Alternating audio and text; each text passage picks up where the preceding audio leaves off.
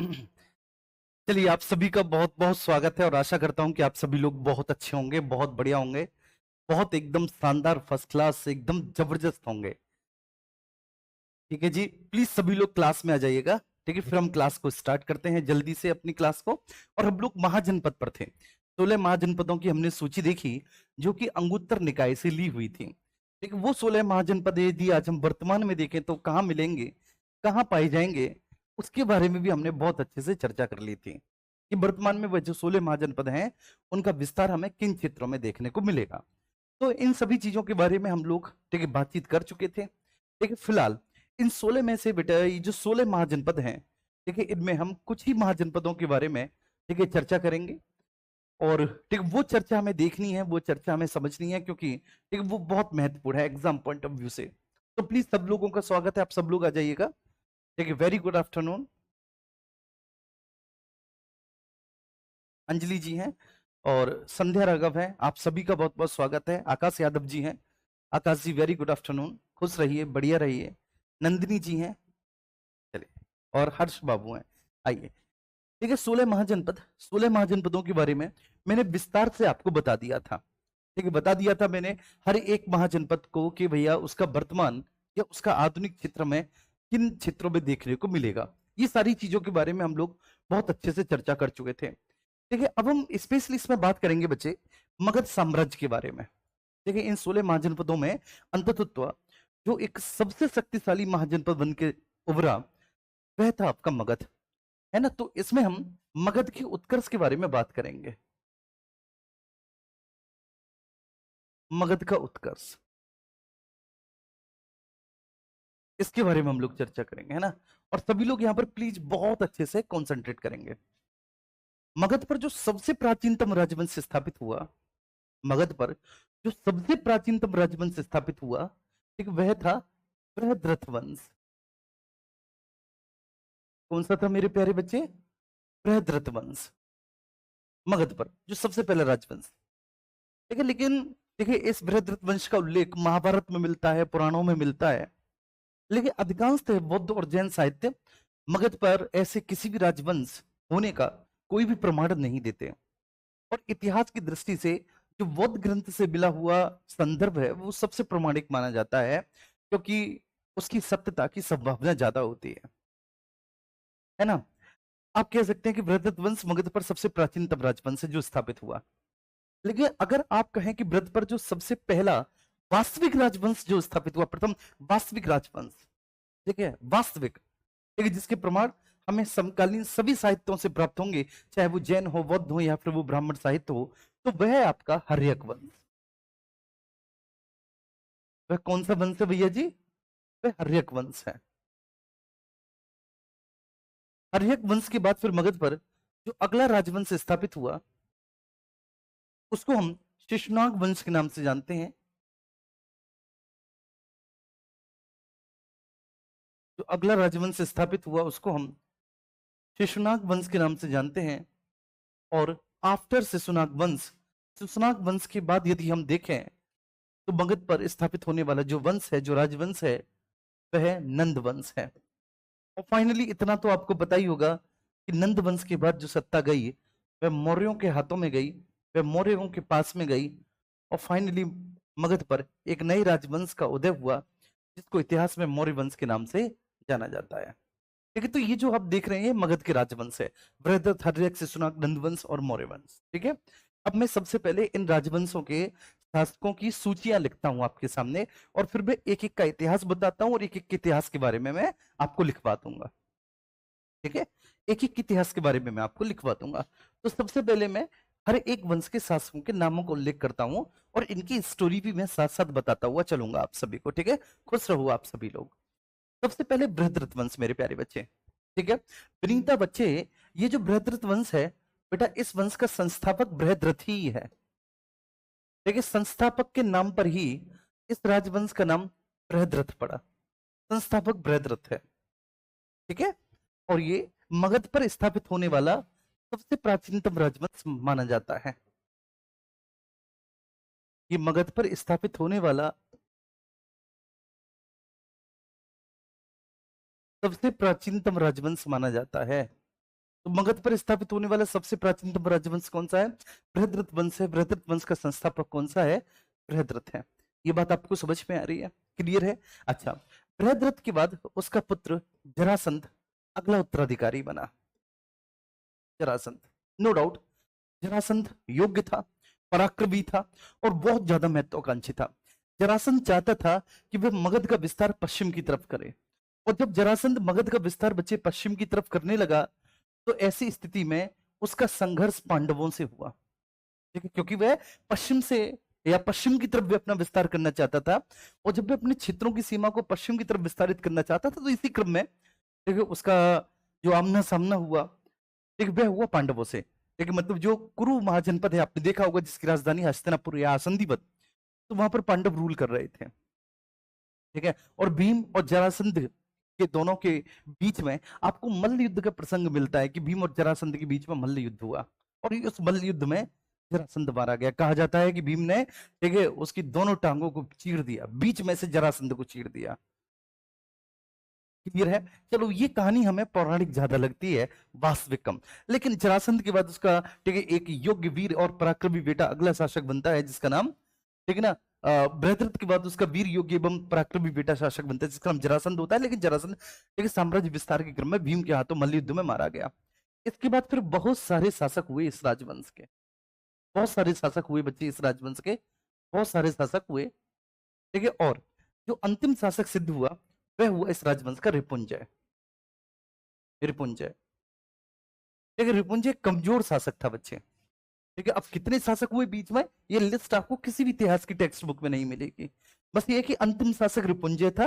रिपुंजय की हत्या उसी के एक मंत्री ने कर दी, और उस मंत्री का नाम था बच्चे पुलिक। क्या नाम था? पुलिक।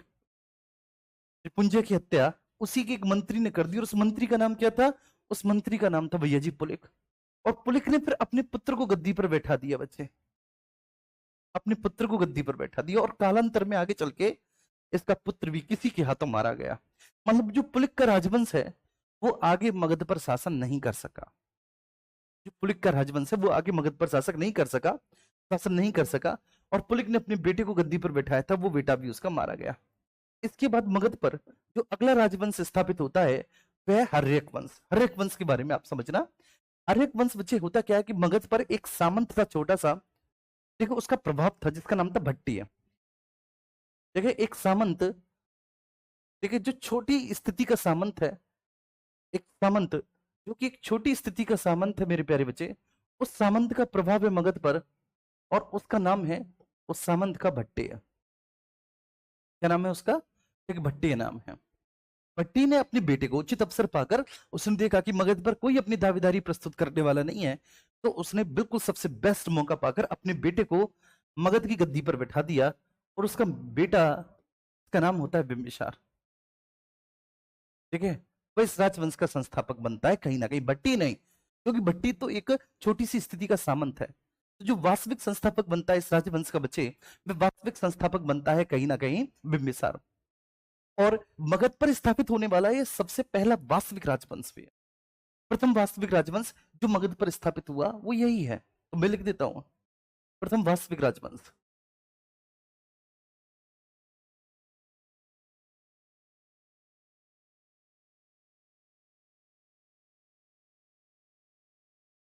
प्रथम वास्तविक राजवंश जो मगध पर स्थापित हुआ, तो पहला वास्तविक राजवंश जो मगध पर स्थापित हुआ, डेट इज, ठीक है सर, हर्यक राजवंश। बिंबिसार के बाद ये कहा जाता है कि उसके पुत्र ने बिंबिसार की हत्या कर दी, और अगला शासक जो हुआ वह अजातशत्रु हुआ।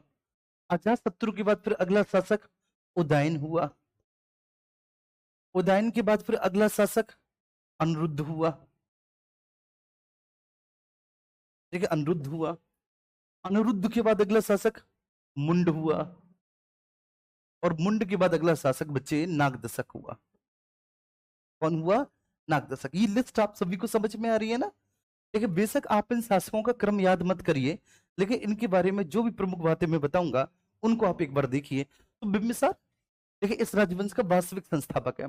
ये प्रथम वास्तविक राजवंश है जो मगध पर स्थापित हुआ। इससे पहले वाले राजवंश को हम वास्तविक राजवंश नहीं मानते। इससे पहले वाले राजवंश को वास्तविक राजवंश नहीं मानते, प्रथम वास्तविक राजवंश है जो मगध पर स्थापित हुआ। देखिए इसके बाद बिंबिसार के बाद अजाशत्रु, अजाशत्रु के बाद उदयन, उदयन के बाद अनिरुद्ध, अनिरुद्ध के बाद मुंड और मुंड के बाद नागदशक। देखिए अब नागदशक जो है वो एक देखिए अयोग्य व्यक्ति है, कमजोर व्यक्ति है, और इस नागदशक के अगेंस्ट जनता के मन में बहुत सारा ठीक है असंतोष है। तो इसलिए जनता ने क्या किया, खुद जनता ने इसको गद्दी से हटाया, तू हट, है ना, तू हट यार यहाँ से, ठीक है, तू शासन करने के योग्य ही नहीं है। और फिर एक लोकप्रिय व्यक्ति, ठीक है, जिसका जनता के बीच में बहुत बड़ा विश्वास है, वो बहुत ज्यादा ठीक है लोकप्रिय है, जनता का नेता है, और वे उस समय काशी महाजनपद जो है ठीक है उसका मांडलिक है, मतलब वो काशी महाजनपद का प्रमुख है, जिसका नाम है शिशुनाग। तो वे शिशुनाग को गद्दी पर बैठाती है, मतलब जनता ने खुद शिशुनाग को गद्दी पर बैठाया, ये बहुत बड़ी बात है। और जो अगला संस्थापक बनता है बच्चे, ठीक है, इस राजवंश का, मतलब मगध पर जो अगला राजवंश स्थापित होता है वो शिशुनाग वंश से स्थापित होता है, और इस वंश का संस्थापक कोई और नहीं बल्कि शिशुनाग बनता है। शिशुनाग बना, नो डाउट शिशुनाग योग्य था, देखिए इसमें कोई दौरा ही नहीं है।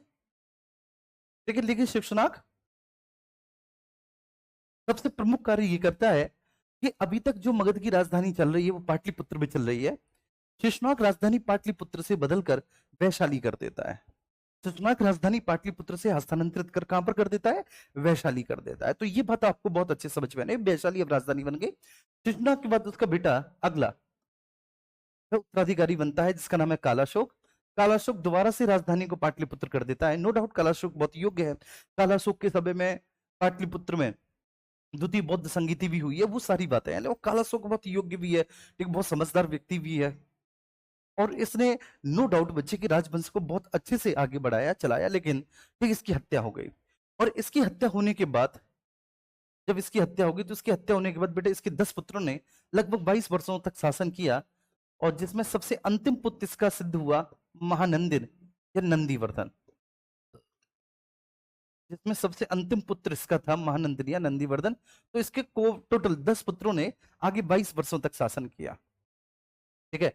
बाद में फिर किसी ने महानंदिन की हत्या कर दी, और महानंदिन की हत्या करने के बाद एक महापद्म नंद नाम का व्यक्ति, महापद्म नंद नाम का व्यक्ति बच्चे नंद वंश की स्थापना करता है।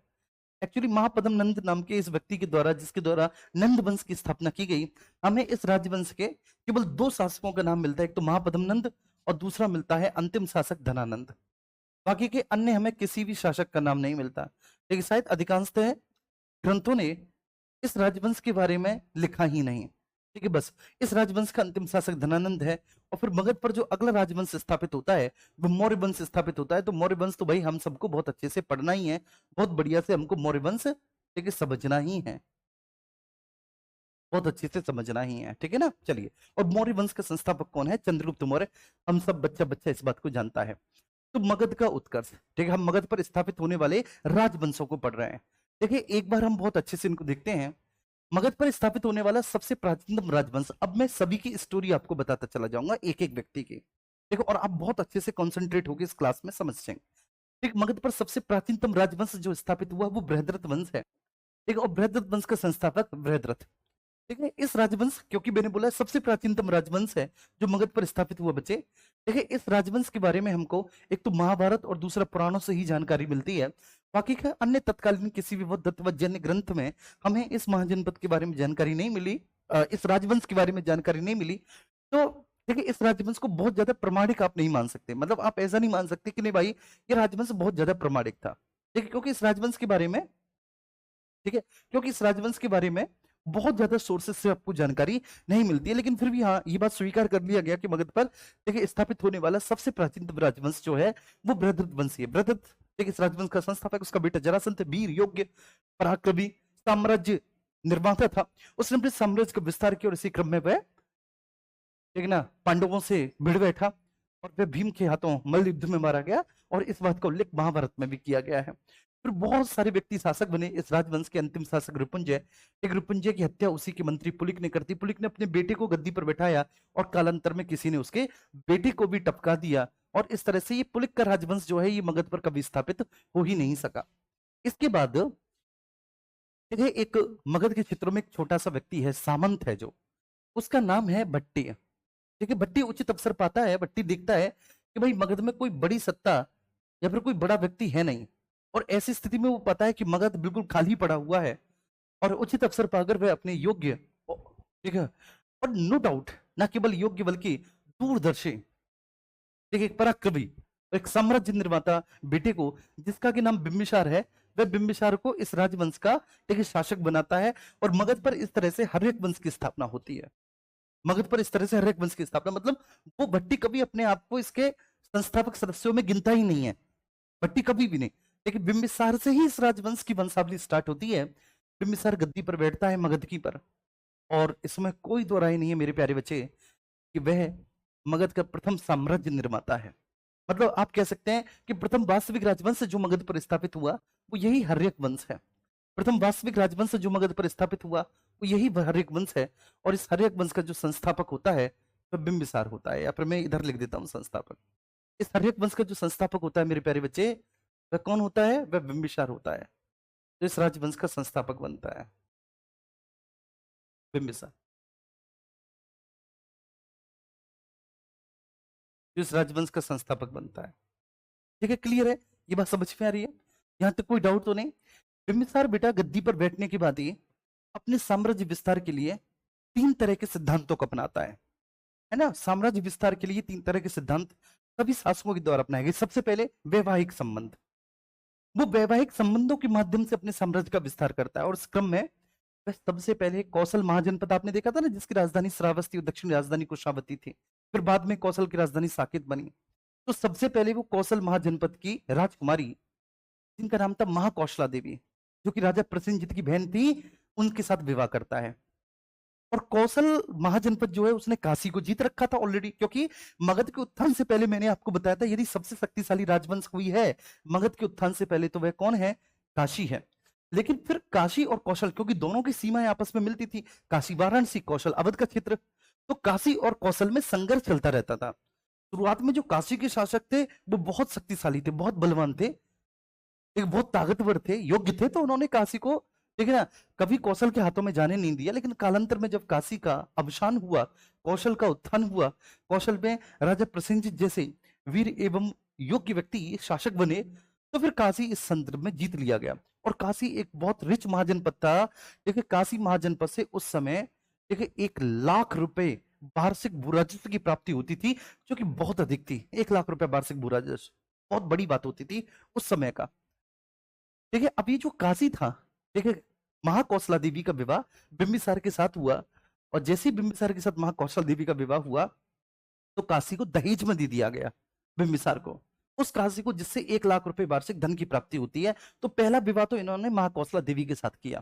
ठीक है, स्वाभाविक सी बात है, कौशल जो है, कौशल भी मगध के बराबर में ही है। तो जब इन्होंने कौशल के साथ विवाह कर लिया, कौशल की महारानी के साथ विवाह कर लिया, तो अब कौशल ये और ये, ठीक है, मतलब कौशल और मगध दोनों फ्रेंड हो गए। तो इनको कौशल की तरफ से तो कोई खतरा नहीं। अरे बताओ भाई, क्या दामाद को, देखिए ससुराल पक्ष से कभी कोई खतरा हो सकता है? दामाद तो ससुराल पक्ष में पूजा जाता है। वो बात अलग है कि आजकल के ससुराल वाले दामाद को बहुत पीटते हैं, अगर दामाद ऐसे कर्म करे तो तब दामाद पिटता है, लेकिन देखिए आमतौर पर नहीं। देखिए जब दामाद कर्म करे तभी, वैसे आमतौर पर नहीं। लेकिन ये बात आपको बहुत अच्छे से समझनी है, ये बात आपको जाननी है जो मैं आपको समझाने की कोशिश कर रहा हूँ। ठीक है, तो सबसे पहले उन्होंने वैवाहिक संबंधों के क्रम में अपना सबसे पहला विवाह महाकौशला देवी के साथ किया। विवाह तो किया, महाकौशला अपने साथ काशी भी ले आई, और काशी से 1 लाख रुपए वार्षिक भू राजस्व की प्राप्ति होती थी। मजे आ गए। फिर इन्होंने दूसरा विवाह जो अपना किया वो किया विदेह की राजकुमारी के साथ। विदेह ये एक, देखिए ना, जो आपने देखा था वज्जी, जिसकी राजधानी वैशाली और मिथिला थी, तो जो वज्जी संघ है या वज्जी महाजनपद है उसमें 8 संघ है। देखिए 8 संघ है वज्जी में। वज्जी एक गणतंत्र का एक सबसे बेहतरीन उदाहरण है। ठीक है, Vajji is a republic state, एक गणतंत्र व्यवस्था थी जिसमें 8 गण थे। ठीक है, प्रत्येक गण का अपना अपना अध्यक्ष होता था, और ये सब लोग मिलकर सामूहिकता से वज्जी का शासन चलाते थे, जिसकी राजधानी वैशाली मिथिला, ठीक है, ये थी।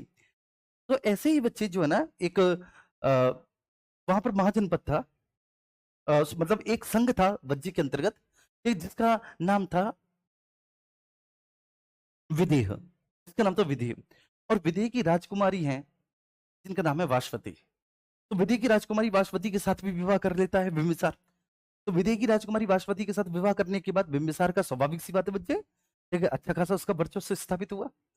और फिर दूसरा सबसे बड़ी बात क्या है कि ये जो आपके 8 महाजनपद हैं, सॉरी, ये जो आपके वज्जी संघ जो है, जो वैशाली संघ है, इसमें जो 8 गण हैं, जो 8 संघ हैं, उनमें से एक संघ के साथ तो विवाह हो चुका है विदेह की राजकुमारी वैश्यवती के साथ, और इसमें इन 8 में से एक और दूसरा संघ है, ठीक है, जो है आपका, ठीक है ना, वज्जी संघ, जो है आपका वज्जी संघ। और इस वज्जी संघ के राजा हैं राजा चेटक। इसने चेटक की बहन चेलेना के साथ भी विवाह कर लिया। अच्छा, चेटक की बहन चेलेना के साथ इसका विवाह हुआ, ठीक है, ये बात आपको ध्यान रखनी है। और चेटक की ही एक बहन थी, ठीक है, जिनका नाम त्रिशला था, ठीक है, उनसे उत्पन्न पुत्र जो है वो महावीर स्वामी थे। उनसे उत्पन्न पुत्र महावीर स्वामी थे। चेटक की बहन जिनका नाम त्रिशला था, महावीर स्वामी जी की माता थी त्रिशला।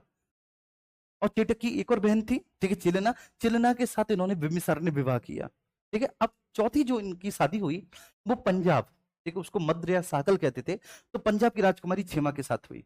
छेमा इनकी प्रधान रानी थी। छेमा बहुत खूबसूरत थी, तो इसलिए छेमा को प्रधान रानी का पद मिला इन 4 रानियों में से। जबकि सबसे ज्यादा जो फायदा हुआ है वो कौशल की राजकुमारी के साथ विवाह करने पर हुआ है, लेकिन देखिए छेमा इन्होंने अपनी प्रधान रानी बनाई। इस तरह से एक तो इन्होंने वैवाहिक संधियों के माध्यम से अपने साम्राज्य का विस्तार किया, विवाह के माध्यम से। दूसरा, इन्होंने युद्ध के माध्यम से विजय की, क्योंकि देखो प्रत्येक साम्राज्य निर्माता शासक युद्ध विजय के माध्यम से भी विजय प्राप्त करता है। तो इन्होंने युद्ध विजय, देखिए इनके बराबर में एक और महाजनपद है अंग, मैंने बताया था, जिसकी राजधानी चंपानगरी है। इन्होंने अंग के शासक ब्रह्मदत्त को युद्ध में पराजित किया, उसकी हत्या कर दी, और अंग को इन्होंने मगध में मिला लिया, और अंग का वायसराय या उपराजा इन्होंने अपने बेटे अजाशत्रु को बनाया। ठीक है, तीसरा, इन्होंने मैत्रीपूर्ण संबंध स्थापित करने के बाद भी, ठीक है, एक अच्छी कूटनीतिक संबंधों का परिचय दिया बिंबिसार ने। ठीक है, एक राजवंश था, एक महावंश या फिर महाजनपद था बच्चे, जिसको आप कह सकते हैं कि जिसका नाम था अवंती। अवंती का शासक था चंड प्रद्योत, और दूसरा था गांधार। गांधार का शासक था पुष्कर सारिन। अभी जो अवंती का शासक चंड प्रद्योत और गांधार का शासक पुष्कर सारिन है, ये दोनों आपस में एक दूसरे से लड़ते रहते थे। इन दोनों की आपस में एक दूसरे से शत्रुता थी। किस किस की आपस में शत्रुता थी? अवंती के शासक चंड प्रद्योत और गांधार के शासक पुष्कर सारिन की। बिंबिसार ने कहा, ये सोचा कि उपयुक्त अवसर है जब इन दोनों के बीच में मैत्रीपूर्ण संबंध स्थापित करके, ठीक है, अपने भी संबंध से स्थापित कर लिए जाए। एटलीस्ट जब जिन राजवंशों के साथ हमारे संबंध होंगे, कूटनीतिक संबंध होंगे, मैत्रीपूर्ण संबंध होंगे, ठीक है, वो राजवंश या फिर वो महाजनपद तो कभी हम पर पहले से आक्रमण नहीं करेंगे, क्योंकि हमारी एक पहले से ट्रीटी हो रखी है। तो एक तरफ तो इसने 4-4 राजवंशों की राजकुमारियों के साथ विवाह करके उनके साथ मैत्रीपूर्ण संबंध स्थापित कर लिए, उनका दामाद बन गया, वहां से सिक्योर हो गया। दूसरा, अंग को इसने जीते लिया जहां से इनसिक्योरिटी थी। तीसरा, ठीक है, इसने अवंती और पुष्कर सारिन, मतलब अवंती और गांधार, ठीक है, दोनों के शासकों के बीच में जो लड़ाइयां हो रही थी, उसके आपस में उनका, ठीक है, एक तो वो कराया बच्चे, संधि कराई दोनों की, और न केवल संधि कराई बल्कि खुद अपने भी संबंध उनसे मैत्रीपूर्ण संबंध स्थापित किए। इस बात का प्रमाण मिलता है कि अवंती का शासक जो चंड प्रद्योत है, वो पांडु रोग से पीड़ित था, मींस पीलिया।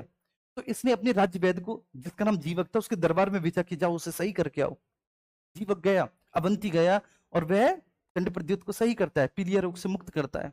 और वहीं गांधार के शासक जो पुष्कर सारिन है, पुष्कर सारिन के द्वारा एक दूत मंडल भेजा गया था, ठीक है, उसका इसने स्वागत किया। मगध में, मगध की राजधानी में स्वागत किया है उनका कि आइए, यू आर मोस्ट वेलकम। इस तरह से तो नो डाउट बच्चे, एक महत्वपूर्ण साम्राज्य निर्माता शासक था बिंबिसार, ठीक है, और बहुत योग्य और बहुत शक्तिशाली व्यक्ति था, ठीक है, महत्वाकांक्षी भी था। लेकिन दिक्कत क्या थी कि बहुत लंबा समय काल तक ये शासन रहा, और इसका जो बेटा है ये लगातार बिंबिसार को प्रेरित कर रहा है, ठीक है, इसका बेटा अजातशत्रु लगातार प्रेरित करता है कि और जो हमारे सीमावर्ती राजवंश है उनको भी जीता जाए, उनको भी विजित किया जाए। ठीक है, अब अजातशत्रु का मानना भी ठीक है, क्योंकि वह, ठीक है, युवा है, ठीक है, साम्राज्य निर्माता वो भी है। वो भी चाहता है कि ज्यादा से ज्यादा राजवंश पर हम, ठीक है, शासक करें, क्योंकि राजा होने की सबसे पहली शर्त ही होती है कि वह साम्राज्य निर्माता होना चाहिए। अजातशत्रु, लेकिन बिंबिसार इस स्थिति में है, बिंबिसार बुजुर्ग हो चुका है, बिंबिसार को खुद पता है कि हमारा एक छोटा सा मगध था, आज हमने इतना बड़ा कर लिया, अंग मिल गया है, काशी हमें मिल गया है ना, बासुबी अंग और काशी हमें मिल गया है, तो बड़ा हो ही गया है। दूसरा, देखिए इन लोगों के साथ हमारे मैत्रीपूर्ण संबंध है तो ठीक ही है। लेकिन दूसरा, वैशाली के साथ वो इसलिए भी आक्रमण नहीं कर सकता ना कि वैशाली की एक राजकुमारी के साथ, जिसका नाम चेलना है, उसके साथ इसने विवाह किया है। बताओ कैसे ये वैशाली पर आक्रमण करते?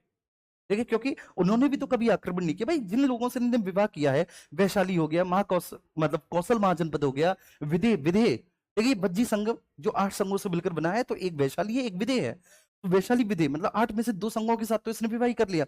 उधर पंजाब की महाराजनी महाराजकुमारी खेमा के साथ भी इसने विवाह किया है। तो ऐसी स्थिति में बिंबिसार, लेकिन अजातशत्रु लगा था, और ऐसी स्थिति में कहा यह जाता है कि अजातशत्रु ने अपने पिता की हत्या कर दी। अब इस संदर्भ में जैन और बौद्ध ग्रंथ दोनों आपस में एक दूसरे से बटे हुए हैं। जैन और बौद्ध ग्रंथ आपस में एक दूसरे से अलग अलग है।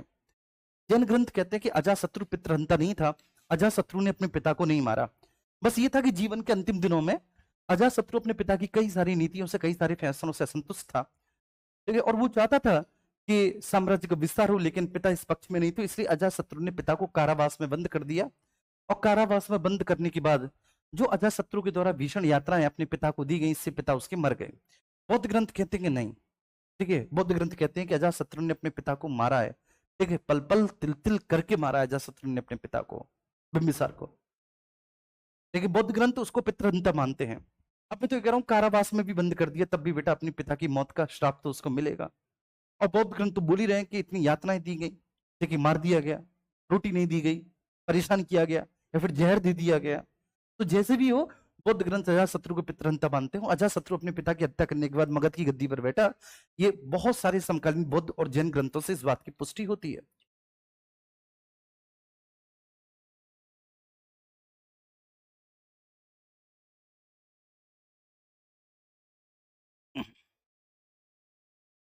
तो बहुत सारे समकालीन बौद्ध और जैन ग्रंथों से इस बात की पुष्टि होती है। क्या मेरी ये बात सभी को समझ में आ रही है?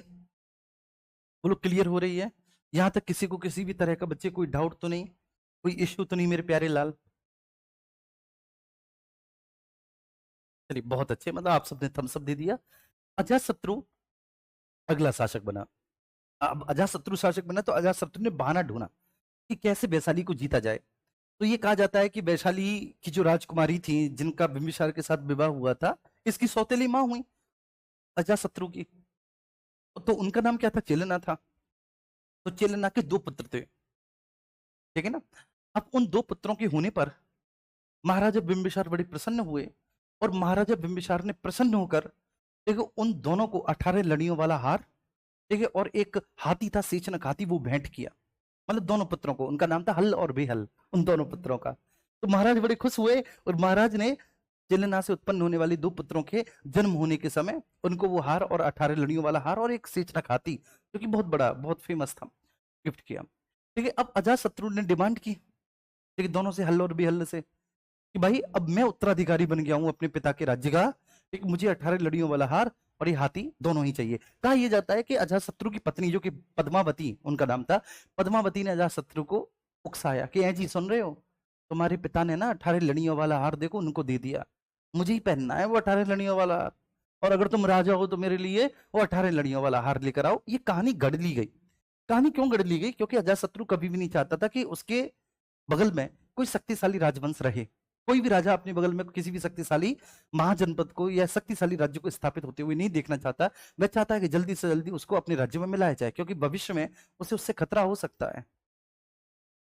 देखिए, तो ऐसे ही बस ये कहानी गढ़ ली गई है। दूसरी कहानी ये भी है कि जो वैशाली है, वैशाली एक्चुअली,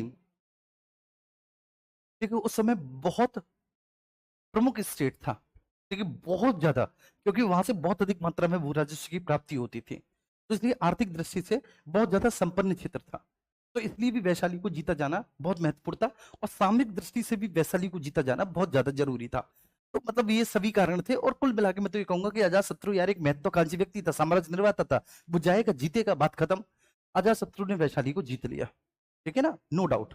बहाना चाहे कुछ भी लगाओ, वैशाली को जीतकर मगध में मिला लिया। तो मगध में अब तक काशी ऐसे मिल चुका है, ठीक है बच्चे, काशी कैसे मिल चुका है कि दहेज में मिला, इसलिए काशी मिल गया। ठीक है, दूसरा, अंग को जीता है बिंबिसार ने, और अब वैशाली को भी जीत लिया। लेकिन एक और बात है, एक्चुअली जब अजातशत्रु ने अपने पिता की हत्या की थी, तो पिता कौन थे? बिंबिसार। और बिंबिसार की पत्नी कौन थी? महाकौशला। देखिए, महाकौशला एक्चुअली सती हो गई थी।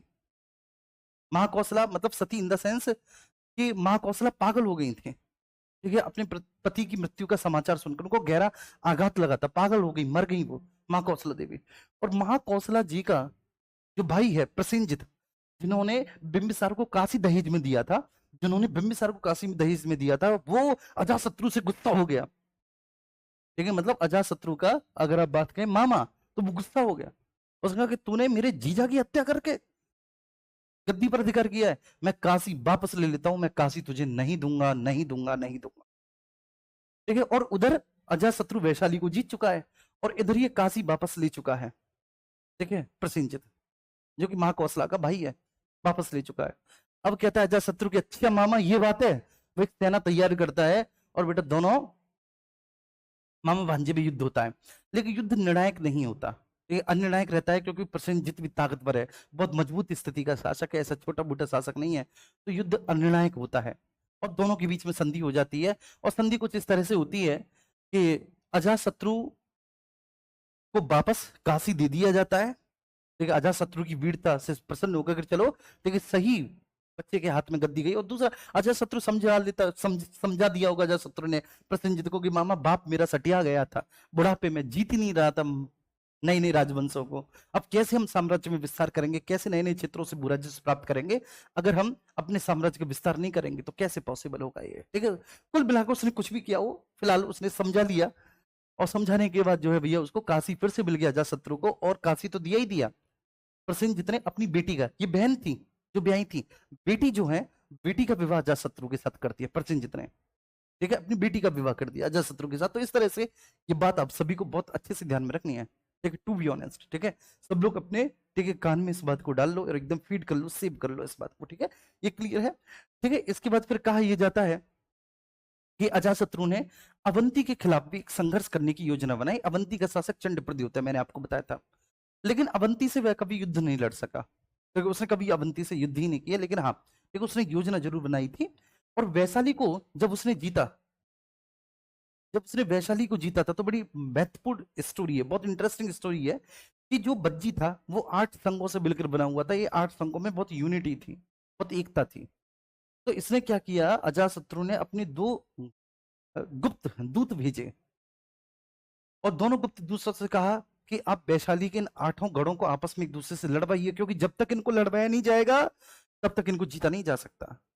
और वो बेटा 1-1.5 साल लगे रहते हैं इन 8 में कैसे भी लड़ाई करवाएं। ठीक, और अंततः वो लड़ाई करवाने में दोनों लोग कामयाब होते हैं। फिर मैसेज दिया जाता है अजातशत्रु को कि जब लोहागढ़ में आक्रमण कर दिया जाए, क्योंकि उनमें आपस में फूट डली हुई है। तो कई बार ऐसा होता है कि आपके घर की आपसी फूट एक बाहरी व्यक्ति को घर में एंटर करने का मौका दे देती है, और ऐसा ही हुआ। इसने, ठीक, बहुत दिमाग से काम लिया। लेकिन अगला शासक उदयन बना, और उदयन ने, ठीक, अपने पिता की हत्या कर दी, ऐसा आरोप उदयन पे भी लगता है। तो इस पूरे राजवंश को पितृहंता वंश कहा जाने लगा, कि ये तो भाई पितृहंता वंश है। ठीक, ये तो अपने पिता की हत्या करने के बाद देखिए शासक बनते हैं, पितृहंता वंश से। तो उदयन ने अजातशत्रु की हत्या कर दी, गद्दी पर बैठा उदयन। उदयन ने एक काम किया कि गंगा और सोन नदियों के संगम पर एक नगर बसाया, पाटलिपुत्र, उसको अपनी राजधानी बनाया। हाँ, बिंबिसार के समय में सुन लीजिए कि बिंबिसार के समय में राजधानी गिरिब्रज हुआ करती थी।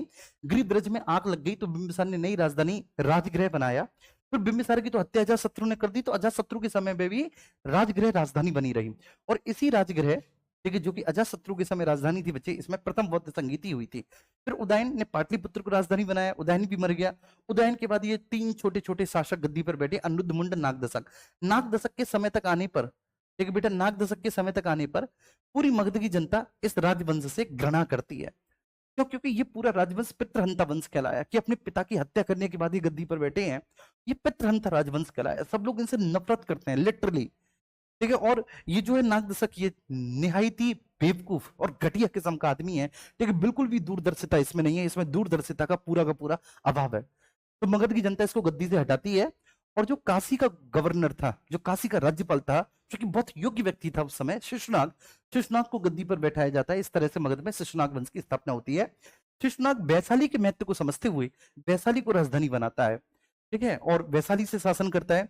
शिशुनाग भी अवंती पर आक्रमण करता है। अवंती का शासक जो चंडप्रद्युम्न है, तो शिशुनाग अवंती पर आक्रमण करता है। ठीक है, सबसे इंटरेस्टिंग बात क्या है कि शिशुनाग के समय में अवंती को जीत लिया जाता है। ठीक है, अवंती को जीत लिया जाता है शिशुनाग के समय। मोस्ट इंटरेस्टिंग बात है बच्चे। ठीक है, अब मगध महाजनपद के अंदर सबसे पहले अंग शामिल हुआ था। ठीक है, आपको पता है। ठीक है, काशी दहेज में मिल चुका था। कुल मिलाकर ये बात आप बहुत अच्छे से जानते हैं। इधर जो कौशल महाजनपद है वो भी मगध में शामिल हो चुका है। आप कहेंगे सर कौशल कहाँ शामिल हुआ? अजातशत्रु और कौशल के बीच में लड़ाई तो हुई थी, लेकिन अनिर्णायक हुई थी। जी हाँ, देखो ऐसा हुआ कि प्रसेनजित की उधर मृत्यु हो गई नेचुरल। प्रसेनजित का बेटा जो है विरुद्धक, वो अगला शासक बना। विरुद्धक का जीजा है अजातशत्रु, क्योंकि विरुद्धक की बहन या प्रसेनजित की बेटी अजातशत्रु को ब्याही थी, तो विरुद्धक का जीजा है अजातशत्रु। ठीक है, ये विरुद्धक का बैड लक था।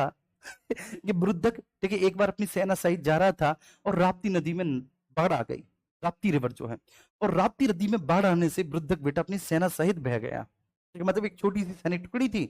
अब विरुद्धक जब बह गया तो भैया स्वाभाविक सी बात है, कोई भाई नहीं था विरुद्धक का, तो भाई उसका उत्तराधिकारी कौन हुआ? अजातशत्रु हुआ। अजातशत्रु, ठीक है, विरुद्धक के जीजा की हैसियत से कौशल, पूरे कौशल को, जिसकी, ठीक है, राजधानी, उत्तरी राजधानी श्रावस्ती, ठीक है, और फिर बाद में साकेत बनी, दक्षिण राजधानी कुशावती, बहुत बड़ा महाजनपद है बेटा पूरा अवध का क्षेत्र। अजातशत्रु ने इसको भी फिर मिला लिया। क्या करता, क्योंकि कोई उत्तराधिकारी जीत के नहीं मिलाया, लेकिन नेचुरली विरुद्धक की भी मृत्यु होगी राप्ती नदी में बाढ़ आने से। तो अंग मिल चुका है, काशी मिल चुका है, कौशल मिल चुका है, और अजातशत्रु ने वैशाली को भी मगध में मिला लिया। धीरे धीरे मगध, वो छोटा सा मगध, ठीक है, वो अब धीरे धीरे उसका उत्कर्ष होता चला जा रहा है, वह धीरे धीरे एक बड़े महाजनपद के तौर पर। और अब, ठीक है, मैंने बताया है शेषनाग ने तो बेटा अवंती को भी जीत लिया। ठीक है, तो अब जब अवंती को जीत लिया गया तो इसका बहुत अधिक मात्रा में विस्तार हो गया इस राजवंश का। शेषनाग के बाद, ठीक है, शेषनाग की मृत्यु होगी, उसके बाद उसका बेटा कालाशोक अगला उत्तराधिकारी हुआ। कालाशोक के समय में, ठीक है, द्वितीय बौद्ध संगीति हुई वैशाली में। ये ध्यान रखना है, कालाशोक के समय में वैशाली में दूसरी बौद्ध संगीति हुई 383 ईसा पूर्व में, और प्रथम बौद्ध संगीति अजातशत्रु के समय में 483 ईसा पूर्व में हुई थी सप्तपर्णी गुफा में, लेकिन ये एक्चुअली वहीं पे हुई थी राजगृह में, और ये वैशाली में हुई। कालाशोक, ठीक है, बौद्ध धर्म का अनुयायी था, बहुत अच्छा व्यक्ति था। ठीक है, ऑब्वियस सी बात है, ठीक है, इसके समय बौद्ध धर्म की द्वितीय बौद्ध संगीति हुई। ठीक है, और इसने राजधानी को फिर से, जो इसके पिता ने वैशाली बनाई थी, इसने राजधानी को फिर से पाटलिपुत्र स्थापित कर लिया। इसने फिर से पाटलिपुत्र को अपनी राजधानी बना दिया कि भाई हमारी राजधानी तो पाटलिपुत्र रहेगी। देखिए, इसने फिर से पाटलिपुत्र को राजधानी बना लिया। ये बात सभी को समझ में आ रही है? मेरे किसी प्यारे छोटे बहन भाई को कोई इशू तो नहीं है? क्लियर है? चलो, एक दिन ये कहा जाता है कि कालाशोक रात्रि के समय अपने नगर का भ्रमण कर रहा था। ठीक है, देख रहा था कि नगर में, ठीक, सुख शांति समृद्धता है, मेरे नगर वासियों का क्या हाल है। आमतौर पे राजा ऐसा करते थे कि कोई भेष बना लेते थे और एक दो अंगरक्षकों के साथ वो नगर का भ्रमण करते थे, जिससे कि वास्तव में जनता की, ठीक है, जो वास्तविक स्थिति है उसको जान सकें। ठीक है, तभी एक व्यक्ति पीछे से गली में छुरा घोंप कर इसकी हत्या कर देता है, कालाशोक की। ठीक है, और कालाशोक मारा जाता है। ठीक है, लेकिन वो व्यक्ति खुद शासक बनना चाहता था, लेकिन चूंकि कालाशोक के उत्तराधिकारी हैं और शक्तिशाली उत्तराधिकारी, उसका बहुत बेटा है, एक बेटा है जो बहुत योग्य है, जिसका नाम है महानंदिन या नंदीवर्धन। ठीक है, तो ये कंटिन्यू करता है, ठीक है, आगे कालाशोक के बाद। लेकिन फिर बाद में पता चलता है कि महानंदिन की भी हत्या इसी तरह से हो जाती है, महानंदिन भी मारा जाता है। और महानंदिन के बाद फिर एक व्यक्ति, ठीक है, जो महापद्म नंद नाम का है, ठीक है, वो अपने राजवंश को मगध पर स्थापित करता है। महापद्म नंद बड़ा इंटरेस्टिंग व्यक्ति है। महापद्म नंद के बारे में देखो बच्चे, आपको समझना है, महापद्म नंद के बारे में जितने भी, ठीक है, बौद्ध ग्रंथ है वो उदाहरण नहीं है इसके बारे में। बौद्ध ग्रंथ, सॉरी, जितने भी ब्राह्मण ग्रंथ है, माफ करना, महापद्म नंद के बारे में जितने भी ब्राह्मण ग्रंथ है वो उदाहरण नहीं है। एक वो बोलते हैं कि ये जो है, ये एक व्यक्ति शूद्र है, मतलब ये शूद्र जाति से संबंधित है। ठीक है, और मैं आपको पर्सनली बता दे रहा हूं, क्योंकि आप लोग मुझे नहीं जानते हो। ठीक है, मैं पढ़ाता हूं तो जब कभी मैं, क्योंकि मैं संविधान भी पढ़ाता हूं, मोस्टली ज्यादातर मैं संविधान ही पढ़ा रहा हूं, तो मैं संविधान पढ़ाता हूं तो उसमें आर्टिकल 15, आर्टिकल 16 ऐसे आर्टिकल्स आते हैं जहां जाति, धर्म, मूलवन, जाति, लिंग, जन्म स्थान के आधार पर भेदभाव का प्रतिषेध किया जाता है। तो मैं जाति व्यवस्था का सबसे बड़ा विरोधी हूँ। अगर मुझे वर्तमान समय में सबसे बुरी व्यवस्था कोई भी लगती है तो वह जाति व्यवस्था। ठीक है, और मेरा मन करे तो मैं क्षण भर में इस जाति व्यवस्था को समाप्त कर दूं, अगर मुझे कोई एक अथॉरिटी मिले देश की राज्य व्यवस्था में, शासन व्यवस्था में। ठीक है, तो कुल मिलाकर वो, ठीक है, इस महापद्म नंद के प्रति बहुत ज्यादा उदार है नहीं। ठीक है, जितने भी ब्राह्मण साहित्य हैं और बौद्ध साहित्य भी इस बात की पुष्टि करते हैं कि भाई ये बात तो है कि महापद्म नंद किसी उच्च कुल या उच्च वर्ण से संबंधित नहीं था। महापद्म नंद कौन था? दुनिया भर के जो है ना कयास लगाए जाते हैं कि, ठीक है ना, जो नंदीवर्धन था, नंदीवर्धन की एक शूद्र पत्नी थी, ठीक है, उससे उत्पन्न था। कोई कहता है नंदीवर्धन की एक वैश्या पत्नी थी, उस वैश्या से उत्पन्न था। नंदीवर्धन के पास एक दिन वैश्या आई, ठीक है, और फिर वैश्या से उत्पन्न पुत्र महापद्म नंद कहलाएगा। ये सब महापद्म नंद की प्रतिष्ठा को धूमिल करने का प्रयास किया गया। मैं आपको कारण बताता हूँ क्यों। कि क्यों महापद्म नंद की प्रतिष्ठा को धूमिल करने का प्रयास किया गया था? इसके पीछे रीजन है बच्चे, कि मगध का प्रथम साम्राज्य निर्माता शासक है, फर्स्ट साम्राज्य निर्माता। ठीक, उसने मगध के बहुत बड़े हिस्से पर शासन किया। उसने लगातार सैनिक अभियानों के माध्यम से और छोटे छोटे जितने भी महाजनपद थे सबको मगध में मिला लिया। वो अजात शत्रु से भी कहीं ज्यादा योग्य था, कहीं ज्यादा पराक्रमी था। ठीक है, और उसकी सेना इतनी विशाल थी, इतनी विशाल थी कि उसको कमल के आकार में व्यवस्थित किया जा सकता था। इसलिए उसको महापद्मनंद, वो खुद कहता है कि मैं उग्रसेन हूं, वो खुद कहता है कि मैं एक राठ हूं, और वो कहता है मैं सर्व छत्रांतक हूं। ये उसकी उपाधियां थी। उग्रसेन मतलब उग्र सेना का स्वामी, उसकी सेना बहुत उग्र थी, बहुत तेज तर्रार थी। वह सर्व छत्रांतक अपने आप को कहता है कि मतलब सभी क्षत्रियों का विनाश करने वाला है वो। और वह अपने आप को द्वितीय परशुराम, द्वितीय परशुराम का मतलब होता है कि जिस तरह से परशुराम ने धरती को, कहा जाता है ना कि क्षत्रियों से विहीन कर दिया, वैसे ही लेकिन वो क्षत्रियों को राजवंश के तौर पर स्थापित होने ही नहीं देगा। और इकराट, इकराट का मतलब है एक छत्र शासन करने वाला, ये उसकी उपाधियां थी। एक बहुत यशस्वी व्यक्ति था, नो डाउट बच्चे। लेकिन इस राजवंश को ना, मतलब नंद वंश को ज्यादातर ब्राह्मण साहित्यों का या अन्य साहित्यों का बहुत ज्यादा समर्थन मिल नहीं सका। ठीक है, मतलब ये राजवंश का शासक जितने, खासकर स्पेशली महापद्म नंद, ठीक है, जितना योग्य था उसकी प्रशंसा नहीं हुई। कारण कि उसका निम्न जाति का होना या निम्न कुल से संबंधित होना। इसलिए आमतौर पर जो ब्राह्मण टेक्स्ट है या बौद्ध टेक्स्ट भी मैं मान लू, वो उसकी तारीफ करने से बचते रहे, हिचकिचाते रहे, उसकी वे खुलकर तारीफ कर ही नहीं सके। तो उनका दुर्भाग्य है। महापद्म नंद के बाद इसलिए किसी ने जब बेटा इस राजवंश के बारे में लिखा ही नहीं। देखो, आप चाहे कितनी भी महान क्यों ना सही, लेकिन आपके बारे में लिखा ही नहीं जाएगा तो भाई आपकी महानता को कौन मानेगा? ठीक है, आगे आने वाली जनरेशन कैसे पता कर पाएंगे कि आप बहुत महान थे? तो ठीक वैसे ही महापद्म नंद के बारे में है। ठीक, महापद्म नंद के बाद फिर आगे बहुत सारे शासक हुए, और कुल मिलाकर जो अंतिम शासक है वह अंतिम शासक धनानंद सिद्ध हुआ। ठीक है, अब आप सभी को पता है कि धनानंद जनता में अलोकप्रिय था।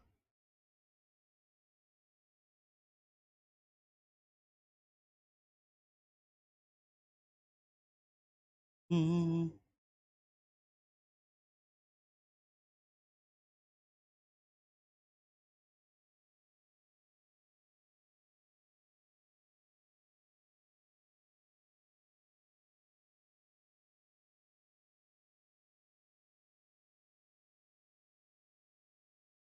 ठीक है ना बच्चे? चलो, तो अगला जो शासक हुआ, मतलब बहुत सारे शासकों के बाद धनानंद अंतिम शासक था।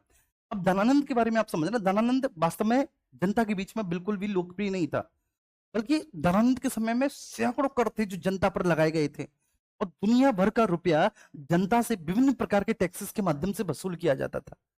लेकिन जनता धनानंद के द्वारा लगाए गए टैक्सेस से परेशान हो चुकी थी भाई साहब, एकदम तंग आ चुकी थी। देखिए, बिल्कुल तंग आ चुकी थी। ये लिटरली ये स्थिति थी, इतना ज्यादा अलोकप्रिय था। नाम ही इसका धनानंद है, क्यों? क्योंकि ये बहुत ज्यादा बच्चे पैसे वाला था। देखिए, इसका जो साम्राज्य था बहुत धनवान था, इसलिए नाम ही इसका बेचारे का धनानंद है। देखिए, कुल मिलाकर चंद्रगुप्त मौर्य नाम का एक व्यक्ति, देखिए, इसको गद्दी से उखाड़ फेंकता है, और इस तरह से वे अपने गुरु कौटिल्य, विष्णुगुप्त या चाणक्य की सहायता से अगला उत्तराधिकारी बनता है मगध पर, और मगध पर एक नए राजवंश की स्थापना होती है जिसको मौर्य वंश नाम दिया जाता है। ठीक है, तो ये मगध का पूरा उत्कर्ष है। मगध के सभी राजवंश के सभी शासकों के मैंने बच्चे यहाँ पर आपको नाम बताए। ठीक है, उम्मीद करता हूँ कि ये जो स्टोरी है ये केवल एक स्टोरी नहीं है, इस पूरी में ठीक है मैंने ये समझाने का प्रयास किया है कि आप किस तरह से इसको याद कर सकते हैं। देखिए, सिलसिलेवार तरीके से मैंने बताया, और आप में से आधे से अधिक स्टूडेंट्स को तो मैं दावे के साथ बोल सकता हूँ कि क्लास के क्लास में ही ये सारी चीजें याद हो गई होंगी। ठीक है, बड़े धीरे धीरे, ठीक है, बड़े सहज और सरल तरीके से मैंने पूरी कोशिश की कि ये मैं आपको समझा सकूं, और ये पूरी स्टोरी मैंने आपको बता दी।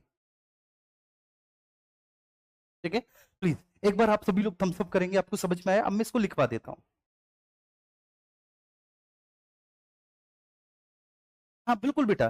ठीक है, उस समय ठीक है जातिवाद नहीं था, उस समय ठीक है शूद्र का मतलब कोई जाति नहीं थी, ये बिल्कुल हकीकत बात है।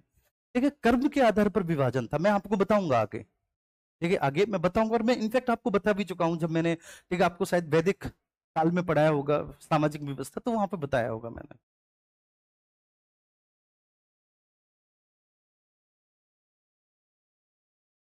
हाँ, चलिए, आज हमारी क्लास में बहुत सारे स्टूडेंट्स लाइव हैं। शाबाश, बहुत अच्छे, इसी तरह से कंटिन्यूटी के साथ आप बने रहो क्लास में। बिल्कुल लिखाऊंगा बच्चे, क्यों नहीं लिखाऊंगा, एक बात बताओ आप।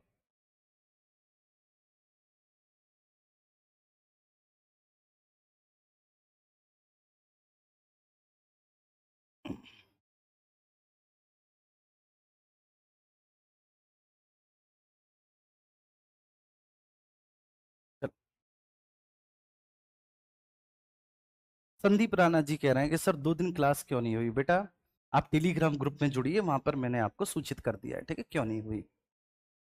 कई लोगों को तो मैंने फोन नंबर, मतलब फोन नंबर मैंने दे रखा है आपको क्लास में, ठीक है। अब जो लोग टेलीग्राम पे नहीं है, जिनको नहीं पता पड़ पाया, एक आध दो के तो ऐसे धमकी भरे कॉल आए, ओए मास्टर क्लास क्यों नहीं ले रहे हो बे? चलिए आइए, ठीक है, स्टार्ट करते हैं। मगध साम्राज्य, फटाफट से हम सभी लोग लिखते चले जाएंगे और कोशिश करेंगे बच्चे कि जो हमारी पहले दिन कोशिश थी कि क्लास के क्लास में सारी चीजें याद हो जाएं, ठीक वैसे ही हम इसको कंटिन्यू करेंगे। और सबसे पहला राजवंश है, इसका नाम है बृहद्रथ वंश। जिसका नाम क्या है? बृहद्रथ वंश, ठीक है। तो हम बृहद्रथ वंश को पढ़ेंगे, समझेंगे। मगध का सबसे प्राचीनतम राजवंश है बृहद्रथ वंश, ठीक है। मगध का सबसे प्राचीनतम राजवंश। तो आपसे पूछा जाए कि भाई मगध का सबसे प्राचीनतम राजवंश कौन सा है? बृहद्रथ है, ठीक है। इस राजवंश का संस्थापक कौन है? बृहद्रथ है।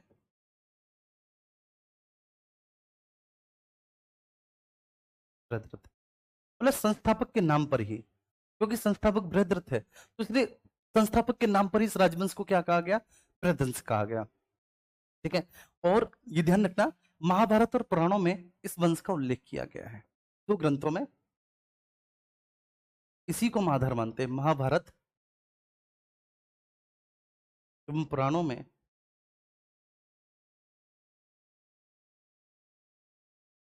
पुराणों में मगध पर इस राजवंश का उल्लेख किया गया।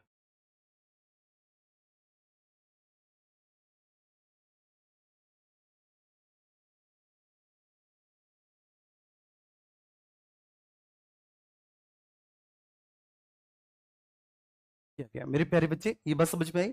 महाभारत और पुराणों में मगध पर, ठीक है, इस राजवंश का उल्लेख किया गया है, ठीक है। अब इसका उत्तराधिकारी कौन हुआ? बृहद्रथ का उत्तराधिकारी जरासंध हुआ। आप लिखेंगे इसका उत्तराधिकारी कौन हुआ?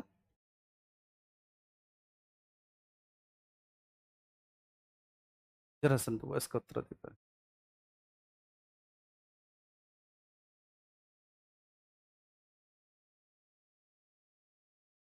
जरासंध हुआ। अब ये जो उत्तराधिकारी जरासंध है, ये आपको समझना है बच्चे, ये कौन है बताओ?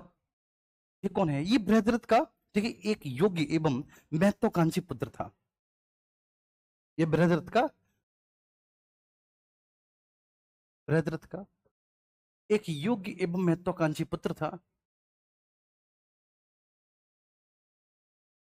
योग्य एवं महत्वाकांक्षी पुत्र था।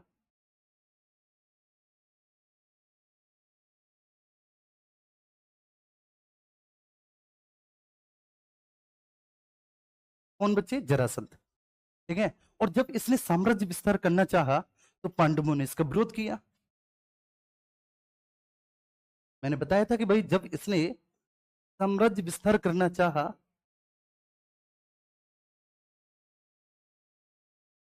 जब ने इसने साम्राज्य विस्तार करना चाहा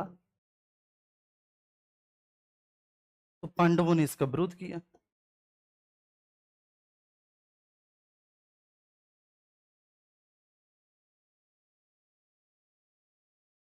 पांडवों ने इसका विरोध किया जब इसने साम्राज्य विस्तार करना चाहा तो, एक पांडवों के द्वारा विरोध किया गया। और इसी क्रम में भीम के हाथों मल्ल युद्ध में मारा गया। इसी क्रम में वह भीम के हाथों मल्ल युद्ध में मारा गया, है ना बेटा? हाथों मल्ल युद्ध में मारा गया। इसको कोई नहीं पढ़ाता बेटा, सब छुड़वा देते हैं इसको। अब देख लेना, सब लोगों ने इसको छुड़वा रखा है, ठीक है। इसके बाद फिर आप लिखेंगे रिपुंजय। रिपुंजय और रिपुंजय के बारे में मैंने क्या बताया बच्चे, इस वंश का अंतिम शासक था। इसकी हत्या इसी के एक मंत्री ने कर दी, ठीक है, जिसका नाम पुलिक था। और पुलिक ने अपने पुत्र को मगध की गद्दी पर बैठाया और कालांतर में किसी ने, देखिए, इसके बेटे को भी निपटा दिया। आगे चल के इसके बेटे को भी किसी ने निपटा दिया, ठीक है। तो बस यही बात आपको लिखनी है, जिससे कि आपको ये याद रहे, है ना। तो आप लिखेंगे इस वंश का अंतिम शासक रिपुंजय था।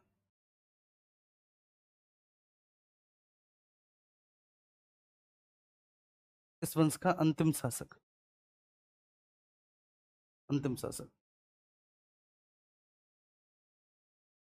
अंतिम शासक,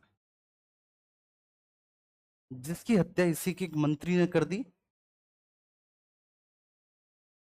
जिसकी हत्या इसी के एक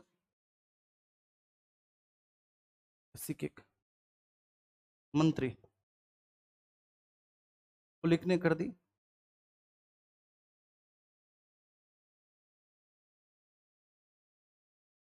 पुलिक ने कर दी, अपने पुत्र को गद्दी पर बैठाया, अपने पुत्र को गद्दी पर बैठाया और वह भी मारा गया, बैठाया और वह भी मारा गया बच्चे।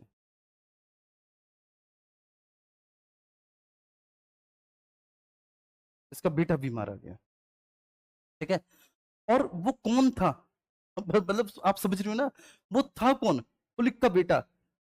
हमें आज तक उसके बारे में कहीं पता भी नहीं चला। तो मतलब आप सोच के देखो कि जैसे गद्दी पर बैठाया होगा तो 1-2 साल के भीतर उसको मार दिया होगा। वो लंबे समय तक शासन कर ही नहीं पाया। जैसे मान के चलो बिंबिसार को उसके बाप ने गद्दी पर बैठाया, और अगर बिंबिसार को उसके बाप ने गद्दी पर बैठाया और बिंबिसार बहुत लंबे समय तक शासन नहीं कर पाता और बिंबिसार की कोई हत्या कर देता, तो क्या हर्यक वंश स्थापित हो पाता? नहीं हो पाता। वो तो बिंबिसार योग्य था, लेकिन जिसने बच्चे अपने एक संपूर्ण योग्यता और क्षमता के आधार पर, देखिए, इस प्रशासन को इतना बेहतरीन तरीके से संचालित किया, वह दूरदर्शी व्यक्ति था, तो इसलिए उसका राजवंश जो है वो अजर और अमर हो गया। इसके बाद फिर मगध पर हम अगला राजवंश, बृहद्रथ वंश के बाद दूसरा राजवंश कौन सा है? तो आप कहेंगे भैया जी हर्यक वंश है। तो अब हम हर्यक वंश के बारे में बात करेंगे, ठीक है। तो मगध पर स्थापित होने वाला जो दूसरा राजवंश है उसका नाम है भैया जी हर्यक वंश। देखो उसका नाम क्या है? हर्यक वंश। चलिए, ठीक है। तो मगध पर स्थापित होने वाला प्रथम वास्तविक राजवंश कहा जाता है, मगध पर स्थापित होने वाला, मगध पर स्थापित होने वाला प्रथम वास्तविक राजवंश कहा जाता है,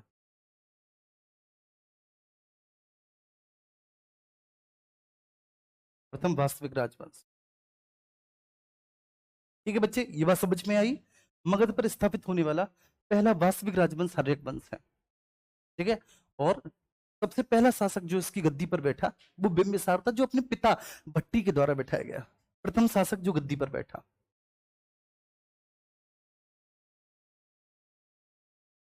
प्रथम शासक जो इस वंश की गद्दी पर बैठा वह बिंबिसार था, इस वंश की गद्दी पर बैठा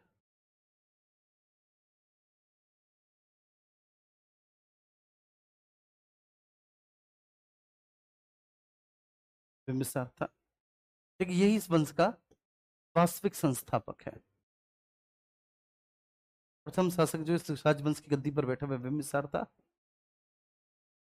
और बिंबिसार भी इस राजवंश का वास्तविक संस्थापक है, ठीक है। बिंबिसार भी बेटा वास्तविक संस्थापक है, ठीक है। चलिए, अब बिंबिसार को, ठीक है, ये जो बिंबिसार है बच्चे, बिंबिसार को जैन ग्रंथों में श्रोणिक कहा गया है। बिंबिसार को जैन ग्रंथों में बच्चे क्या कहा गया है? जैन टेक्स्ट में बिंबिसार को जैन ग्रंथों में क्या कहा गया है? श्रोणिक, ठीक है। ये बात आपको ध्यान रखनी है। तो बिंबिसार को जैन ग्रंथों में बोला गया है कि बिंबिसार श्रोणिक है, ठीक है, श्रोणिक कहा गया है। साथ ही साथ ये स्थायी सेना रखता था। स्थायी सेना रखने के कारण इसको सैनिया भी कहा जाता है बिंबिसार को। तो पूछा जाए सैनिया किसे कहा गया है? बिंबिसार को। स्थायी सेना रखने के कारण स्थायी सेना रखने के कारण कारण इसको सेनिया भी कहा जाता था। इसको सेनिया भी कहा जाता था।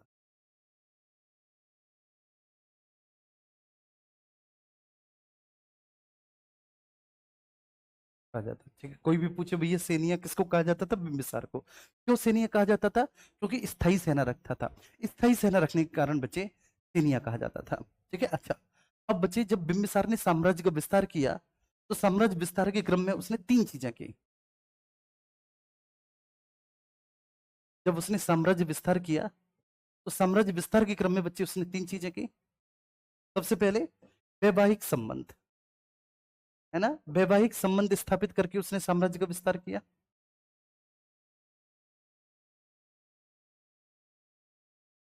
वैवाहिक संबंध स्थापित करके। दूसरा, मैत्रीपूर्ण संबंध। और तीसरा, युद्ध विजय। तो युद्ध विजय में मैंने आपको बताया था कि उसके बराबर में एक अंग महाजनपद था जिसकी राजधानी चंपा थी, तो उसने अंग को जीता। ठीक है, अंग को जीता। ठीक है, जिसकी राजधानी चंपा नगरी थी, आप सभी को पता है। और वहां के शासक ब्रह्मदत्त को पराजित कर उसकी हत्या कर दी।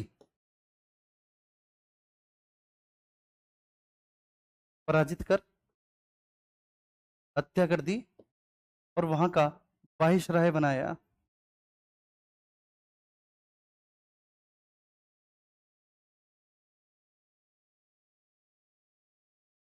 ठीक है, वहां का वायसराय कौन बनाया बच्चे? अपने बेटे अजाशत्रु। अजाशत्रु को वहां की सत्ता सौंप दी कि बेटा तू संभाल वहां की सत्ता। अजाशत्रु को वहां की सत्ता सौंप दी कि बेटा तू संभाल सत्ता। ठीक है, क्लियर है ये। अब मैत्रीपूर्ण संबंध, तो मैत्रीपूर्ण संबंधों में आपको ध्यान रखना है बच्चे कि एक तो गांधार का शासक पुष्कर सारे, शासक पुष्कर सारिन, उसके साथ मैत्रीपूर्ण संबंध स्थापित किए। दूसरा, इसने अवंती का शासक चंड प्रद्योत, अवंती का शासक, इसका नाम था चंड प्रद्योत।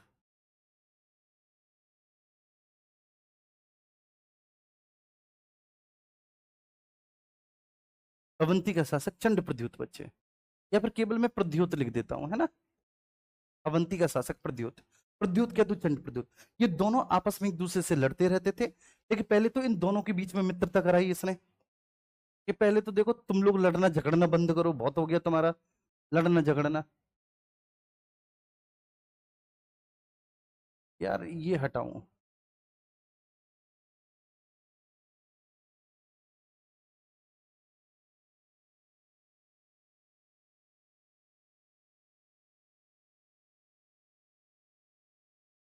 क्या टेक्नोलॉजी आ गई है देखो। अक्षर भी उठ के आ जाते हैं बेटा, तुम देख रहे हो ना अक्षर भी उठ के आ जाते हैं। तो पहले तो इन दोनों के बीच में क्या कराई? मित्रता कराई कि भाई पहले तुम मित्रता करो। जैसे बचपन में हम लोग नहीं कराते थे कि भाई चलो पहले तुम दोनों, ठीक है, हाथ मिलाओ, हैंड शेक करो, ठीक है, एक दूसरे के गले मिलो। ठीक है, तो पहले तो दोनों के बीच में मित्रता कराई और फिर उसके बाद उसने पुष्कर स्वर्ण द्वारा भेजे गए दूत मंडल का स्वागत किया। पुष्कर सारिन द्वारा भेजे गए दूत मंडल का स्वागत किया, ये मैंने आपको बता दिया। और जब चंड प्रद्योत पीलिया से पीड़ित था, चंड प्रद्योत जब पांडु रोग से पीड़ित था, तो उसने अपने राज्य वैद्य जीवक को उसके दरबार में भेजा। जीवक को भेजा तो मतलब अपनी मित्रता का उसने फर्ज भी निभाया। ठीक है भाई, अपने राज्य वैद्य को भेज दिया, अपने राज्य वैद्य को भेज दिया, तो स्वाभाविक सी बात है भाई, एक मित्रता का भी फर्ज निभाया भाई ने कि भाई तेरा ऐसा नहीं है, यारों का यार है तेरा भाई, तो मित्रता का फर्ज भी निभाया। अब वैवाहिक संबंधों के बारे में हम बात करें तो मैंने बताया था 4 विवाह करे हैं। पहला, महाकौशला देवी के साथ। महाकौशला देवी, आपको पता है महाकौशला देवी कहाँ की है? कौशल महाजनपद की है, प्रसेनजित की बहन है। दूसरा, बाशवती कहाँ की है? विदेह की है बाशवती, उनके साथ विवाह किया। तीसरा, चिलना के साथ विवाह किया, चेटक की बहन है। चौथा भाई ने क्षेमा के साथ विवाह किया। आज की डेट में आदमी पे एक बीबी मैनेज नहीं हो रही, लेकिन इतनी सारी कैसे मैनेज कर लेते थे।